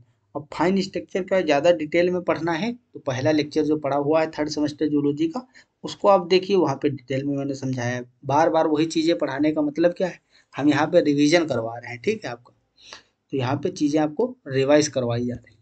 द आरएनए पॉलीमरेज, अब जो इनिशिएशन है, और थोड़ा बता दूं यहीं पे, अब हमने एक जीन को बाहर निकाला, ये डीएनए का ही स्टैंड है, हमने इस तरीके से बना लिया। मान लीजिए यही जो हमने इंसुलिन के लिए बनाया था जीन, इसी के स्टैंड को बाहर निकाल लिया है, ठीक। अब इसमें इस तरीके से कोडोन्स होंगे, तो इसमें कुछ स्पेसिफिक साइट्स होती हैं, उनको मैं बता दूं आपको, ठीक। यहाँ पे एक होता है प्रोमोटर साइट। क्या होता है? प्रोमोटर। ये मान लीजिए 5 डेज है, ये 3 डेज और ये 3 डेज, ये 5 डेज, ठीक। इस तरीके से सीक्वेंस में होते हैं। यहाँ अगर 3 डेज होगा तो ये वाला 5 डेज, ये 3 डेज और ये 5 डेज। बात समझ में आ रही है? तो यहाँ पे ये होगा प्रोमोटर, यहाँ पे एक होगा टर्मिनेटर। क्या होगा? टर्मिनेटर। और बीच वाला जो पार्ट है आपका, ये वाला, ये है स्ट्रक्चरल जीन। क्या है? Structural gene. स्ट्रक्चरल जीन, ठीक। इसमें 2 सीक्वेंस हैं कोडोन के, इस तरीके से 2 स्ट्रैंड है ना। तो ये एक स्ट्रैंड को हम बोलते हैं कोडिंग स्ट्रैंड। कोडिंग स्ट्रैंड, जो कि किसी चीज को कोड नहीं करता है, जो किसी भी चीज को कोड नहीं करता है, नहीं करता है, किसी भी चीज को कोड नहीं करता है, जिसको हम कोडिंग स्ट्रैंड बोलते हैं। सेकंड, जो प्रोटीन को कोड करने के लिए जरूरी होता है, उसको हम बोलते हैं टेम्पलेट कोडोन। क्या बोलते हैं? टेम्पलेट कोडोन बोला जाता है, ठीक। तो ये कंप्लीट एक जीन का स्ट्रक्चर है। क्या है? ये एक जीन का स्ट्रक्चर है। स्ट्रक्चर ऑफ जीन, ठीक। तो ये फाइन स्ट्रक्चर है जीन का। समझ में आया? एक जीन में क्या क्या पार्ट होगा? स्टार्टिंग में एक प्रोमोटर होगा, लास्ट में टर्मिनेटर, बीच का जो पार्ट है वो एक्चुअल में किसी चीज को कोड करेगा। यहीं से आपका एमआरएनए बनेगा, क्योंकि ये डीएनए है ना। ये भैया डीएनए है बेटा, समझे? तो ये डीएनए है, इसका जो स्ट्रक्चरल जीन वाला पार्ट है यही एमआरएनए को बनाएगा। इन दोनों चीजों की क्या जरूरत है भाई? जीन का ही पार्ट होते हैं प्रोमोटर और टर्मिनेटर। जब एमआरएनए की सिंथेसिस स्टार्ट होगी, मतलब जब आप ट्रांसक्रिप्शन स्टार्ट करोगे, तो इसमें आरएनए पॉलीमरेज की जरूरत होगी। किसकी? आरएनए पॉलीमरेज की। आरएनए पॉलीमरेज एंजाइम की जरूरत होगी। तो ये आरएनए पॉलीमरेज ही बनाएगा डीएनए से एमआरएनए।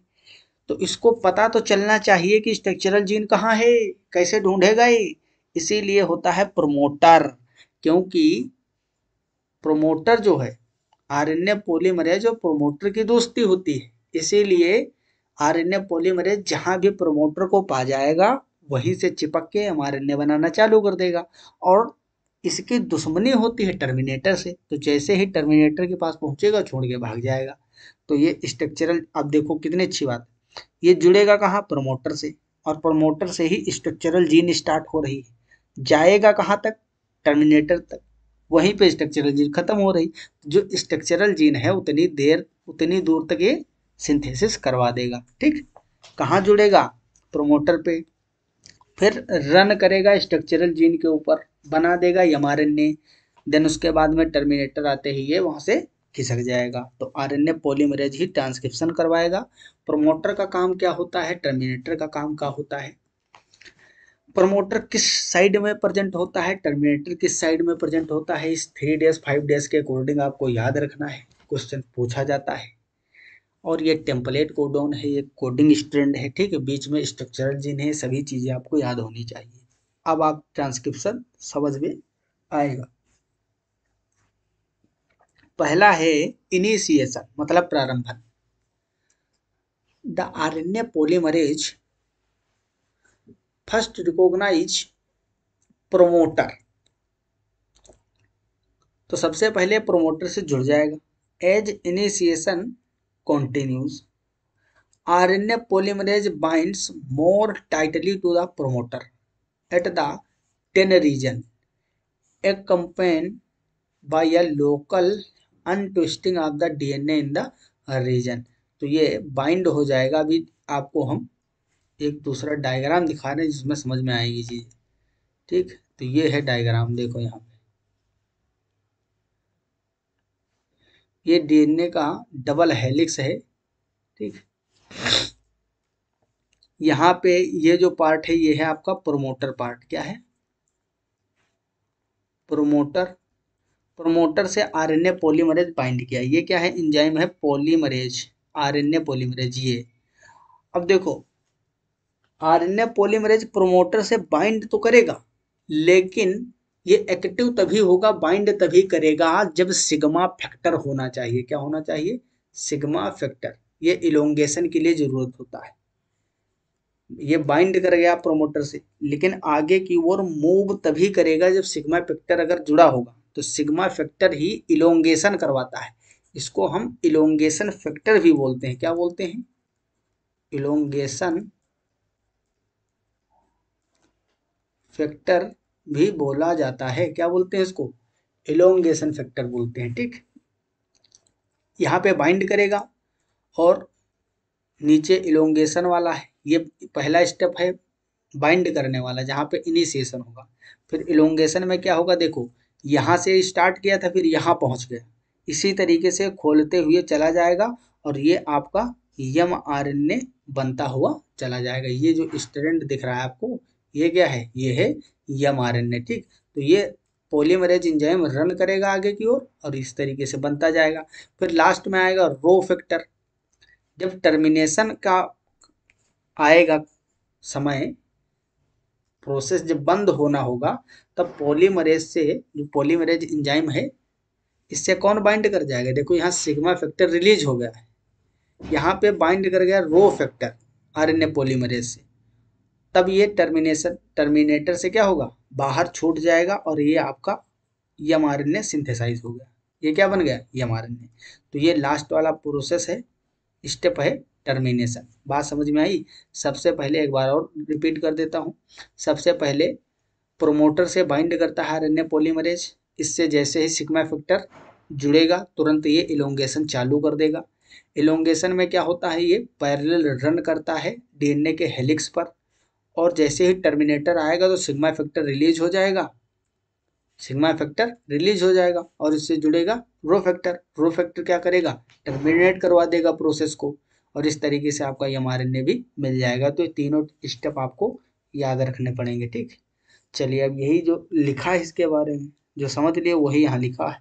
इलोंगेशन, इसका डायरेक्शन वगैरह याद करना पड़ेगा आपको। मैंने बताया था हमेशा पॉलीमरेज एंजाइम कोई भी हो, चाहे डीएनए डिपेंडेंट आरएनए पॉलीमरेज या आरएनए डिपेंडेंट डीएनए पॉलीमरेज या डीएनए डिपेंडेंट डीएनए पॉलीमरेज हो, 3-4 टाइप होते हैं ना, ये सब हमेशा पॉलीमरेज एंजाइम कसम खा के बैठे हैं कि सिर्फ 5 डायरेक्शन से 3 डायरेक्शन की ओर सिंथेसाइज करेंगे। हमेशा 5 डैश से 3 डैश की ओर काम करते हैं। ये बड़ा इंपॉर्टेंट पॉइंट है। ठीक, इसको मैंने बीच में ही पढ़ा दिया आपको। तो इलोंगेशन में क्या होता है? After 8 to 9 nucleotides have been polymerized, the sigma factor dissociate from the core enzyme. As the RNA polymerase elongates, the new RNA chain synthesized from 5 to 3 days end. The enzyme untwists the DNA head of it, keeping a single strand transcription bubble spanning about 25 base pair. About 9 bases of the new RNA are bound to the single stranded DNA bubble, with the remainder existing the enzyme in a single stranded RNA formed। तो इस तरीके से single stand RNA बन जाता है। फिर last में आता है आपका टर्मिनेशन। ठीक, लास्ट में क्या आता है? टर्मिनेशन। टर्मिनेशन में क्या होगा, as polymerase transcribes away from the promoter rho factor bind to RNA, जैसे ही इलोंगेशन के बाद में आगे बढ़ेगा पॉलीमरेज तो उससे रो फैक्टर जुड़ जाएगा, and follow the polymerase, polymerase से जुड़ जाएगा, पॉलीमरेज को फॉलो करेगा, साथ साथ आगे चलेगा। When polymerases reach some sort of pause site, row factor catches up with polymerase and unwinds the DNA RNA hybrid, resulting in release of polymerase। तो ये रो फैक्टर ही है जो आरएनए पॉलीमरेज को डीएनए से क्या करता है, रिलीज करवाता है और प्रोसेस को टर्मिनेट करवाता है। तो इस तरीके से आपका एक डीएनए से क्या बन जाता है, एमआरएनए। ये था आपका डीएनए का डबल हेलिक्स और इससे आपका बनके तैयार होगा mRNA by the process of transcription. ठीक है, ट्रांसक्रिप्शन के थ्रू आपका डीएनए से आरएनए बन गया। इतनी बात समझ में आई। अब भैया हम पढ़ेंगे पोस्ट ट्रांसक्रिप्शनल मॉडिफिकेशन। अब इसमें एक बात इंपॉर्टेंट है, प्रोकैरियोट की अगर हम बात करें, प्रोकैरियोट्स, जो प्रोकैरियोट्स होते हैं इनमें डीएनए से सीधा एमआरएनए बन जाता है। बातें मेरी समझते चलो वरना पछताओगे आगे, समझ में नहीं आएगी। प्रोकैरियोट के अंदर डीएनए से सीधा एमआरएनए बनता है बाय ट्रांसक्रिप्शन, ट्रांसक्रिप्शन। तो आपसे क्वेश्चन पहले यही समझ में आना चाहिए। अगर हम बात करते हैं यूकैरियोट, यूकैरियोट्स, तो यूकैरियोट्स में क्या होता है, डीएनए से पहले बनता है एचएनआरएनए बाय ट्रांसक्रिप्शन। यहाँ पे क्या हुआ, ट्रांसक्रिप्शन, ट्रांसक्रिप्शन, ट्रांसक्रिप्शन के थ्रू क्या बना, एचएनआरएनए। अब मॉडिफिकेशन के थ्रू, मॉडिफिकेशन के थ्रू क्या बनेगा, एमआरएनए, क्योंकि प्रोटीन बनाने के लिए तो एमआरएनए की जरूरत है। तो ये जो पोस्ट ट्रांसक्रिप्शनल मॉडिफिकेशन है, पोस्ट ट्रांसक्रिप्शनल मॉडिफिकेशन, पोस्ट लिखा है मतलब ट्रांसक्रिप्शन के बाद, तो ये मॉडिफिकेशन किसमें आवश्यक होता है, ओनली यूकैरियोट। तो इसको पढ़ने से पहले आपको ये एकदम दिमाग में फिट कर लेना है कि post transcriptional modification is present only in eukaryotes. क्योंकि जो प्रोकैरियोट्स हैं भैया,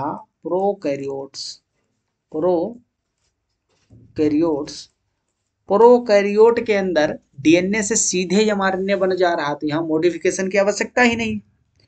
और यूकैरियोट में क्या होता है, ट्रांसक्रिप्शन जब होता है तो डीएनए से बनता है एचएनआरएनए, जो कि एक्टिव नहीं है प्रोटीन बनाने के लिए, तो इसमें कुछ मॉडिफिकेशन करना पड़ता है। क्योंकि एमआरएनए जो यहाँ आरएनए बना है एचएनआरएनए, उसके कुछ पार्ट एक्टिव नहीं है, इनएक्टिव हैं, उनको काट के हटाना पड़ेगा, उसी को बोलते हैं पोस्ट ट्रांसक्रिप्शनल मॉडिफिकेशन। तब बनेगा आपका एमआरएनए और ये आगे क्या बनाएगा आपका, पॉलीपेप्टाइड चेन। ठीक है, प्रोटीन बन जाएगा। तो यही मॉडिफिकेशन हमको पढ़ना है ओनली यूकैरियोट के लिए। ठीक, देखो पहली ही लाइन में लिखा स्टार्ट में ही, transcription in eukaryotes occur within the nucleus and mRNA move out of the nucleus into the cytoplasm from translation, for translation.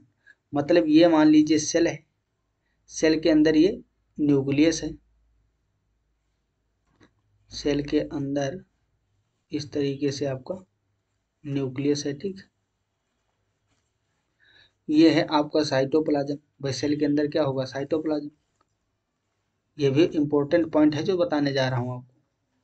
यहाँ पे आपका भाई न्यूक्लियस के अंदर क्रोमोसोम है, उसी के अंदर ये न्यूक्लियस है। क्या है, न्यूक्लियस। तो न्यूक्लियस के अंदर ही तो डीएनए और क्रोमोसोम होता है ना, डीएनए या जीन सब क्या होगा, अंदर ही होगा। तो ट्रांसक्रिप्शन का प्रोसेस कहाँ चलेगा, ट्रांसक्रिप्शन कहाँ चलेगा, न्यूक्लियस के अंदर। ट्रांसक्रिप्शन चलेगा न्यूक्लियस के अंदर। यहीं पे आपका mRNA इस तरीके से बन जाएंगे कई सारे स्ट्रैंड। फिर ये बाहर मूव करके आएंगे, दूसरे कलर से बना दूं बेटा। ये मान लो कि आपके mRNA बाहर मूव करके निकल आए। क्यों आए, क्योंकि ट्रांसलेशन जब होगा, क्या होगा, ट्रांसलेशन। तो ट्रांसलेशन में किसकी जरूरत होती है, अमीनो एसिड की।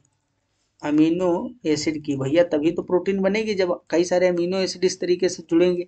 तो अमीनो एसिड कहाँ होते हैं, साइटोप्लाज्म में। कहाँ होते हैं, साइटोप्लाज्म में। तो इसीलिए आरएनए बाहर निकल के आते हैं, ये एमआरएनए बाहर निकल के आते हैं, ठीक। तो ये बात आपको यहीं पे एज इट इज याद कर लेना है। जो ट्रांसक्रिप्शन होता है ये कहाँ होता है, ट्रांसक्रिप्शन होता है न्यूक्लियोप्लाज्म में। न्यूक्लियोप्लाज्म के अंदर होता है। वहीं अगर हम बात करते हैं ट्रांसलेशन की, ट्रांसलेशन की, इसको लिख लीजिए कॉपी में साइड में। ये कहाँ होता है, ये होता है साइटोप्लाज्म में। कहाँ होता है, साइटोप्लाज्म में। बात समझ में आई। ट्रांसक्रिप्शन न्यूक्लियोप्लाज्म में होगा और ट्रांसलेशन साइटोप्लाज्म में होगा, ठीक। तो जितनी चीजें मैं बताता हूँ साथ साथ आप नोट करिएगा सभी चीजें। समझ में आई, अब पढ़िए आगे चीजें आपको समझ में आएंगी। Transcription in eukaryotes occur with in the nucleus and mRNA move out of the nucleus into the cytoplasm. mRNA कहाँ जाएगा, cytoplasm for translation. The mRNA is processed from the primary mRNA transcript, a process called maturation. मतलब eukaryote में जो DNA से hnRNA बना है, hnRNA वो immature है। कैसा है, ये कैसा है, इमेच्योर। तो इसका मैच्योरेशन करवाना पड़ेगा। मैच्योरेशन बोलो या फिर मोडिफिकेशन बोलो, मोडिफिकेशन बोलो। भाई आप भी अनमेच्योर थे, कभी मैच्योर हुए तो कुछ मोडिफिकेशन हुए ना आपके बॉडी में, आप में, आपके पर्सनालिटी में, हर चीज में हुए। उसी तरीके से जो एचएनआरएनए है इसमें मैच्योरेशन करना है। मैच्योरेशन बोले या मोडिफिकेशन, तब ये बनाएगा एक्चुअल में एमआरएनए, और जो कि क्या बनाएगा, आपका प्रोटीन। तो ये मैच्योरेशन का जो प्रोसेस है ये सिर्फ यूकैरियोट में होता है। अगेन मैं बार बार चीजें लिखता हूँ, बताता हूँ आपको। Initially at the 5 days end a cap and a tail of polyadenine at the 3 days end are added। मतलब सबसे पहले जो एचएनआरएनए है, सब भाई डीएनए से क्या बना है, एचएनआरएनए। तो इसका जो 5 days है उस पे आपको कैपिंग करना है। क्या करना है, कैपिंग। और 3 days एंड पे क्या करना है, टेलिंग। क्या करना है, टेलिंग। अब कैपिंग और टेलिंग होता क्या है, कैपिंग में 7 मिथाइल ग्वानोसिन फॉस्फेट लगाए जाते हैं। 7 मिथाइल ग्वानोसिन ट्राइफॉस्फेट, जिसको हम GPP लिखते हैं, ये ग्वानोसिन ट्राइफॉस्फेट। और आपका जो टेलिंग होता है, टेलिंग में क्या होता है, टेलिंग में 3 days एंड पे लगभग 200 पोली एडेनाइलिक एसिड या पोली एडेनिन जोड़े जाते हैं, ठीक। यही प्रोसेस है, सबसे पहले यहाँ पे होगा। आपको हम दिखाते हैं थोड़ा सा, ये प्रोसेस तो और अच्छे से समझ में आएगा। यहाँ पे देखिए, ये आपको यूकैरियोट के लिए दिखाया गया है, यूकैरियोट्स, ठीक है।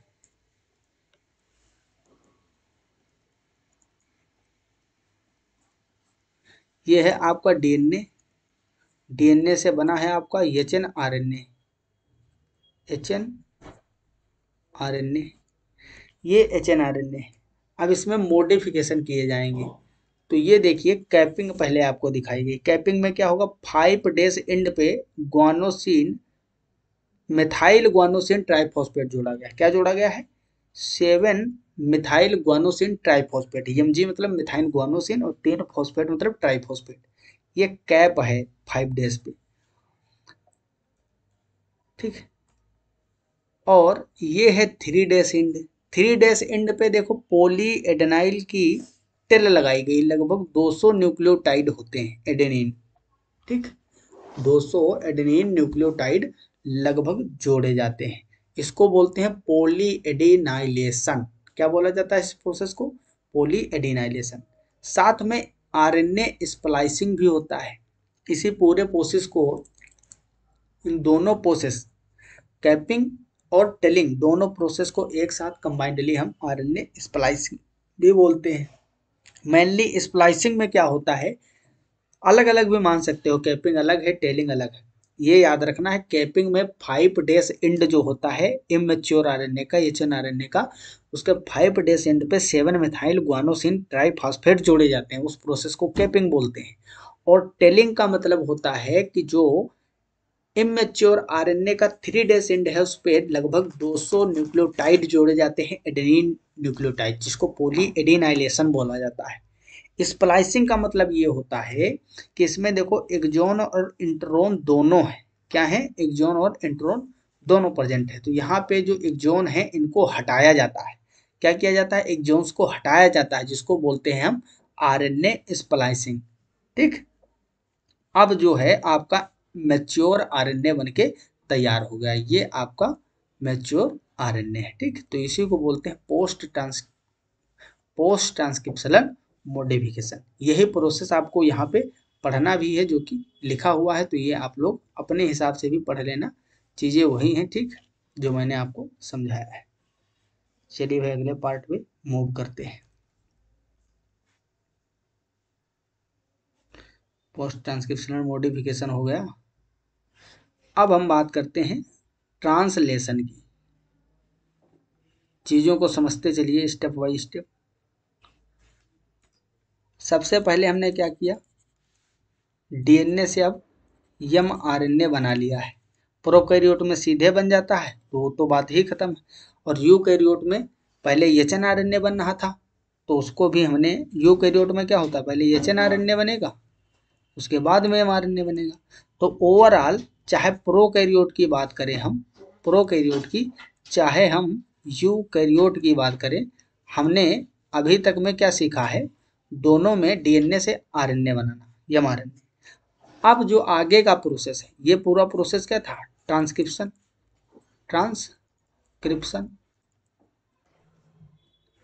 अब आगे का जो प्रोसेस है वो है ट्रांसलेशन। ये कैसे होगा, इससे बनेगा आपका पॉलीपेप्टाइड चेन, पॉलीपेप्टाइड चेन। तो अगला प्रोसेस जो पढ़ना है हमको वो है ट्रांसलेशन, जिसको क्या बोलते हैं, अनुवादन भी बोलते हैं, हिंदी में अनुवादन बोला जाता है, अनुवादन, ठीक। तो यही प्रोसेस अब हम पढ़ने वाले हैं, ट्रांसलेशन। अब जो आप एमआरएनए बनाए हो उससे प्रोटीन बनाने का समय आ चुका है। ट्रांसलेशन को ही प्रोटीन सिंथेसिस भी बोला जाता है। ट्रांसलेशन और protein synthesis is a process during which the genetic information is translated. जो एमआरएनए में आनुवंशिक सूचना, जेनेटिक इंफॉर्मेशन आई है डीएनए के थ्रू, उसको आपको प्रोटीन में कन्वर्ट करना है। Following the dictations of the genetic code into the sequence of amino acids in the polypeptide requiring the functions of a large number of macromolecules. Protein synthesis occur over the ribosome. तो protein synthesis की किसके ऊपर होगी, ribosome पे। Each ribosome has 2 unequal part, एक small होगा और एक large. The large sub unit of ribosomes has a groove for pushing out the newly formed polypeptide and protecting the same from cellular enzyme। मतलब ribosome में 2 part होते हैं, एक small सब यूनिट होती है, एक लार्ज सब यूनिट है, ठीक। एक लार्ज सब यूनिट है, सब यूनिट, एक है लार्ज सब यूनिट और दूसरी क्या है, स्मॉल सब यूनिट। ये है स्मॉल सब यूनिट, ठीक, ये राइबोसोम है।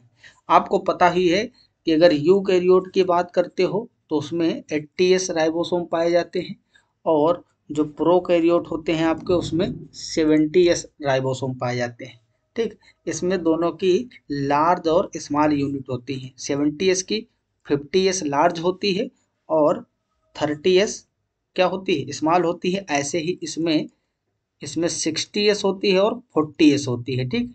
ये लार्ज है, ये स्मॉल है। तो इस तरीके से लार्ज और स्मॉल यूनिट होती है राइबोसोम की। ट्रांसलेशन के लिए राइबोसोम का स्ट्रक्चर आना जरूरी है। और इस तरीके से मान लो एक छोटी यूनिट है, एक बड़ी है, ये दोनों ज्वाइन कब होती हैं, जब लगभग 0.03 मिली मोल मिलीमोल कंसंट्रेशन होती है किसकी, Mg2+ की साइटोप्लाज्म के अंदर, तभी ये दोनों आपस में इस तरीके से जुड़ती हैं, ठीक है। अगर ये कंसंट्रेशन इससे ज़्यादा हो जाए, हाई हो जाए, तब क्या होता है, पॉलीराइबोसोम बनते हैं, मतलब कई सारी यूनिट आपस में जुड़ती ही चली जाती है, क्योंकि यही Mg2+ जो मैग्नीशियम आयन होते हैं, यही इनको आपस में जोड़ने का काम करते हैं। अगर मान लो किसी के अंदर मैग्नीशियम आयन की कमी है तो प्रोटीन सिंथेसिस भी नहीं हो पाएगी, क्यों, क्योंकि ये दोनों यूनिटें ही नहीं जुड़ पाएंगी। इसलिए हर आयन का आयोनिक बैलेंस ब्लड में और बॉडी में सेल्स के अंदर मेंटेन होना चाहिए। इसलिए आपको हरी सब्जियां खाने को बोली जाती हैं। हरी सब्जियों में क्या होता है, क्लोरोफिल होता है। भाई हरी इसीलिए तो दिखती है।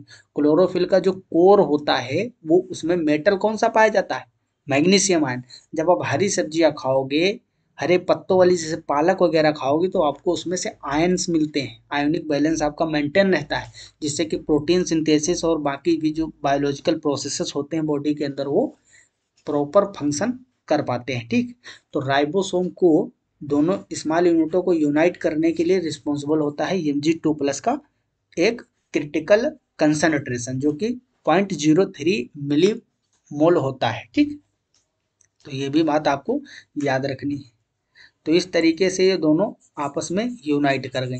अब इसमें हम थोड़ा सा आपको ये बताते हैं कि इसमें जो स्मॉल यूनिट और लार्ज यूनिट है उसका क्या रोल होता है ट्रांसलेशन में, प्रोटीन सिंथेसिस में। Each ribosome has two unequal part, small and large. अब यहाँ से देखिए, the large sub unit of ribosome has a groove for pushing out the newly found polypeptide. मतलब जब पॉलीपेप्टाइड बनने लगेगी तो उसको आगे बढ़ाने के लिए, ठीक, पुश करने के लिए जिम्मेदार होता है। And protecting the same from cellular enzyme. मतलब जो बन रही है पॉलीपेप्टाइड, वो साइटोप्लाज्म में खुला अगर बनेगी तो भैया साइटोप्लाज्म के अंदर बहुत सारे एंजाइम हैं, उससे रिएक्शन कर जाएंगे तुरंत। इसीलिए क्या होता है कि जो लार्ज सब यूनिट होती है वो चारों ओर से उस पॉलीपेप्टाइड को, पूरे सिस्टम को, जहाँ पे प्रोटीन सिंथेसिस चल रही होती है सेल के अंदर, उसको ढके रहती है। तो ये बड़ी वाली यूनिट का काम है। अब हम बात करते हैं स्मॉल सब यूनिट जो है उसका क्या काम होता है। द स्मॉलर सब unit fits over the larger one like a cape but leaves are tunnel for mRNA। मतलब स्मॉलर सब यूनिट के अंदर एक छोटी सी क्या होती है, टनल जैसी खांच होती है जिसमें mRNA फिट हो जाता है, और छोटी वाली के ऊपर ही इस तरीके से mRNA बैठता है, और इसके ऊपर से बड़ी वाली होती है। तो ये ट्रांसलेशन जो चलता है वो छुटकी वाली सब यूनिट के ऊपर ही चलता है, ठीक। द टू सब unit come together only at the time of protein synthesis. मतलब साइटोप्लाज्म के अंदर सिर्फ राइबोसोम की दो सब यूनिट तभी आपस में जुड़ती हैं या पास आती हैं जब प्रोटीन सिंथेसिस का समय होता है। The phenomena is called association. इसको बोलते हैं एसोसिएशन, भाई जुड़ रहे हैं दोनों आपस में। Mg2+ is essential for it. इनके जुड़ने के लिए Mg2+ एसेंशियल होता है, जो कि मैंने आपको बताया है। Ribosomes usually form helical groups during active protein synthesis known as polyribosome और पॉलीसोम। मतलब जब प्रोटीन सिंथेसिस एक्टिवली हो रहा होता है, प्रोटीन बनाने की बहुत जोर शोर से मची होती है सेल के अंदर, तब क्या होता है, जब पॉलीराइबोसोम खूब राइबोसोम की यूनिट आपस में खूब जुड़ती चली जाती है तो उससे एक स्ट्रक्चर बन जाता है जिसको हम पॉलीराइबोसोम या पॉलीसोम बोलते हैं। और ये बात जरूर ध्यान रखना है कि इन सब प्रोसेस के लिए Mg2+ की कंसंट्रेशन होनी चाहिए जितनी आवश्यक है। There are 3 reactive sites in a ribosome. अब हम राइबोसोम की 3 रिएक्टिव साइट जो होती हैं उसमें जगह जो हैं उनके बारे में पढ़ते हैं। पहली है पी साइट। पी साइट मतलब पेप्टाइडल ट्रांसफरेज और डोनर साइट। सेकंड है ए साइट, अमीनो असाइल और एक्सेप्टर साइट। थर्ड है ई और एग्जिट साइट, ई जिसको एग्जिट साइट भी बोलते हैं। P site is jointly contributed by both ribosomal units. A site and E site are largely confined to the larger subunit of ribosome.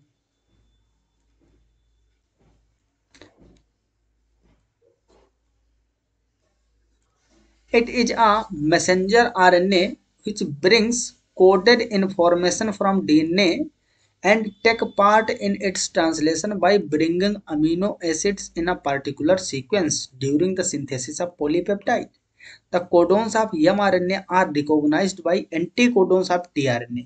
मतलब जो मैं आपको बता चुका हूँ इस तरीके से आपका mRNA के कोडोन है, इस तरीके से आपका tRNA आएगा और उसके एंटी कोडोन्स यहाँ पे बेस पेयरिंग करेंगे और उसके अनुसार ये 3 डेज वाला, ये 5 डेज है, 3 डेज वाला जो कोडोन है वो क्या करेगा, जो छोर है एंड, ये अमीनो एसिड को लाके यहाँ पे चिपकाने का काम करेगा। तो वही लिखा हुआ है यहाँ पे, the codons of mRNA are recognised by anti codons of tRNA। mRNA के जो ये तीनों कोडोन है इसको हम सीधे कोडोन्स बोलते हैं। क्या बोलते हैं? कोडोन्स। और tRNA इनसे जुड़ रहा है मतलब इनके पास उल्टा इसके कंप्लीमेंट्री सीक्वेंस होंगे, इसलिए इसको हम बोल देते हैं एंटी कोडोन्स। क्या बोल देते हैं? Anti codons. तो इतनी बात समझ में आई? आई आई यस। अब हम रॉबर्ट होली के बारे में थोड़ा बात कर लेते हैं। होली दिवाली भी इसी में कर लेते हैं। अरे भाई इज्जत से नाम ले क्योंकि साइंटिस्ट है। होली क्या है? Scientist. Robert W Holley found tRNA to be in clover leaf configuration. सबसे पहले जो क्लोवर लीफ कन्फिग्रेशन है वही जो मैंने अभी tRNA का बनाया था वो होली ने ही सबसे पहले दिया था। A tRNA can pick up only a specific amino acid, मतलब सिर्फ उसी को पकड़ेगा। अब मान लो यहाँ पे mRNA से इस तरीके से बेस पेयरिंग हुई तो यहाँ पे जो वो पढ़ेगा, जो एंटी कोडोन उसके बाइंड करेंगे उसी के अनुसार सिर्फ स्पेसिफिक अमीनो एसिड को उठाएगा, सबको नहीं उठाएगा। ठीक है। Each tRNA has an area of coming in contact with ribosome. Ribosome से जुड़ने के लिए क्या होता है? टी आर्म बताए थे ना। और एक होती है, क्या होती है? DHU arm. वो क्या करती है? पेप्टाइडिल ट्रांसफरेज या पेप्टाइडिल सिंथेटेज जो होता है, एमिनो एसाइल tRNA सिंथेटेज को बाइंड करने की होती है। Helps in combining amino acid to its particular tRNA। The enzyme is specific for each amino acid. तो यहाँ पे एंजाइम तो भाई वैसे भी स्पेसिफिक होते ही हैं, तो यहाँ पे काम जो है सब विशिष्ट है, सब स्पेसिफिक चीजें हो रही हैं। तो इतनी बातें आपको समझ में आ गई होंगी। चलिए अब हम नेक्स्ट स्लाइड पे चलते हैं। ट्रांसलेशन के ही कुछ और मेन पॉइंट हैं, उनको भी पढ़ लीजिए आप।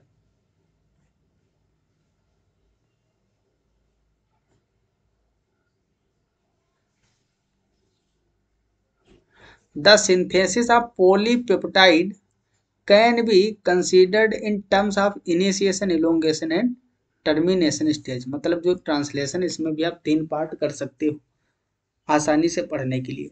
These fundamental processes have additional stages, जैसे एक्टिवेशन ऑफ अमीनो एसिड जिसको हम क्या बोलते हैं? Amino acylation of tRNA, activation of amino acid before their incorporation into polypeptide and the post-translational processing of the complete polypeptide.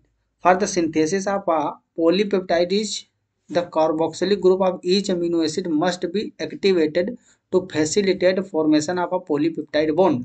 मतलब amino acid का basic structure आप जानते ही हो। बेसिक स्ट्रक्चर क्या होता है? इस तरीके से कार्बन से एक कार्बोक्सिलिक ग्रुप जुड़ा होगा, एक हाइड्रोजन होगा, एक अमीनो ग्रुप जुड़ा होगा NH2, और एक यहाँ पे R ग्रुप होगा। तो इस अमीनो ग्रुप का जो कार्बोक्सिलिक पार्ट है ये एक्टिव किया जाता है। क्या किया जाता है? एक्टिव। जिससे क्या होता है, ये अगले अमीनो एसिड, ये मान लो दूसरा अमीनो एसिड है, ठीक है, इसका यहाँ पे NH2 है, यहाँ पे आपका R ग्रुप है, ये H है, और ये कार्बोक्सिलिक ग्रुप है।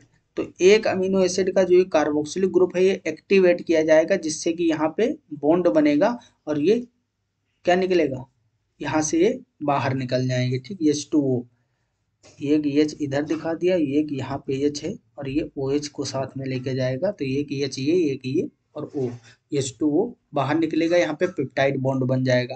तो इस बॉन्ड बनने के लिए पहले अमीनो एसिड को एक्टिव करना पड़ता है, और मेनली कहाँ पर एक्टिव किया जाता है? जो कार्बोक्सिलिक पार्ट होता है, लिखा है ना, for the synthesis of a polypeptide the carboxylic group of each amino acid must be activated to facilitate formation of a peptide bond. Amino acids are activated in the presence of ATP, मतलब जब तक ATP नहीं present होगी तब तक वो activate नहीं होंगे। And link to their cognate tRNA process commonly called charging of tRNA और अमीनो असाइलेशन ऑफ tRNA, ठीक। तो इसको अमीनो असाइलेशन बोलते हैं, चार्जिंग भी बोलते हैं टीआरएनए की, चार्जिंग। जब तक टीआरएनए चार्ज नहीं होगा तब तक वो पॉलीपेप्टाइड बॉन्ड, तब तक वो पेप्टाइड बॉन्ड दो अमीनो एसिड के बीच में नहीं बनाएगा। ये एक अमीनो एसिड है, दूसरा है, टीआरएनए जब चार्ज होगा तो इनको दोनों को बॉन्ड कर देगा, समझे। इस तरीके से बॉन्डिंग होगी, पेप्टाइड बॉन्ड बनेगा। The translation of mRNA being with the formation of initiation complex, initiation factor are design as IFS in prokaryotes and, और ये आपको याद नहीं करना है जो इतनी ये लाइन है, ठीक। ये थोड़ा बहुत ही लेवल MSc लेवल की चीजें हैं। Elongation requires the initiation complex, amino aside, tRNAs, elongation factor and GTP। तो इतनी चीजों की जरूरत होती है इलोंगेशन के लिए। During elongation stage complexes composed of an amino acid linked to a tRNA sequentially bind to the appropriate codons in mRNA by forming complementary base pairing with the tRNA anticodons। जो मैंने बताया था, mRNA tRNA से anticodon बनाएगा। The ribosome move from codon to codon along the mRNA। Termination में क्या होगा, it's slide signal, पहले एक सिग्नल आएगा, ठीक, signalled by the presence of one of 3 termination codon in the mRNA। मतलब ये तीनों टर्मिनेशन कोडोन है, जब इनका सिग्नल मिलेगा, 3 रिलीज फैक्टर, ये 3 रिलीज फैक्टर होते हैं, contribute in release of the free polypeptide and last tRNA now uncharged from the ribosome. तो ये होता है आपका ट्रांसलेशन का प्रोसेस। किसका प्रोसेस? ट्रांसलेशन का प्रोसेस होता है, ठीक। तो आई होप आपको ये सभी चीज़ें समझ में आई होंगी। इसका पार्ट थोड़ा अभी रह गया है, ठीक। तो लैक ओपेरान वगैरह जो भाई DNA से प्रोटीन बनाने तक का सफ़र मैंने आपको रिवाइज करवा दिया है। अब जो इसका कंट्रोल होता है, इस कंट्रोल पे आपको अगले लेक्चर में मैं सभी चीज़ें बता दूंगा, और इतना अगर आप पढ़ोगे तो आपका भाई काफ़ी चीज़ें मैंने रिवाइज करवा दिया है इस लेक्चर में। स्टार्टिंग के 2-3-4 यूनिट खत्म हो गई, बस वही रेगुलेशन वाला, रेगुलेशन ऑफ जीन एक्सप्रेशन का पार्ट बचा है। बाकी जितने क्वेश्चन यहाँ पे मैंने लिखवाए हैं, ठीक, ये क्वेश्चन आप कहीं ना कहीं से तैयार करिए। कहीं ना कहीं से क्या, मैंने लेक्चर पे हर एक टॉपिक पे सेपरेट लेक्चर आपको दे चुका हूँ, तो उसको आप पढ़िए अच्छे से, बुक से पढ़िए, ठीक। बाकी कोई डाउट है तो आप लोग पूछ लेना। तो मिलते हैं अगले लेक्चर में, तब तक के लिए धन्यवाद। आप सब मस्त पढ़ाई करिए, अगर कोई दिक्कत आती है, डाउट है तो आप लोग पूछ लिया करिए, ठीक है।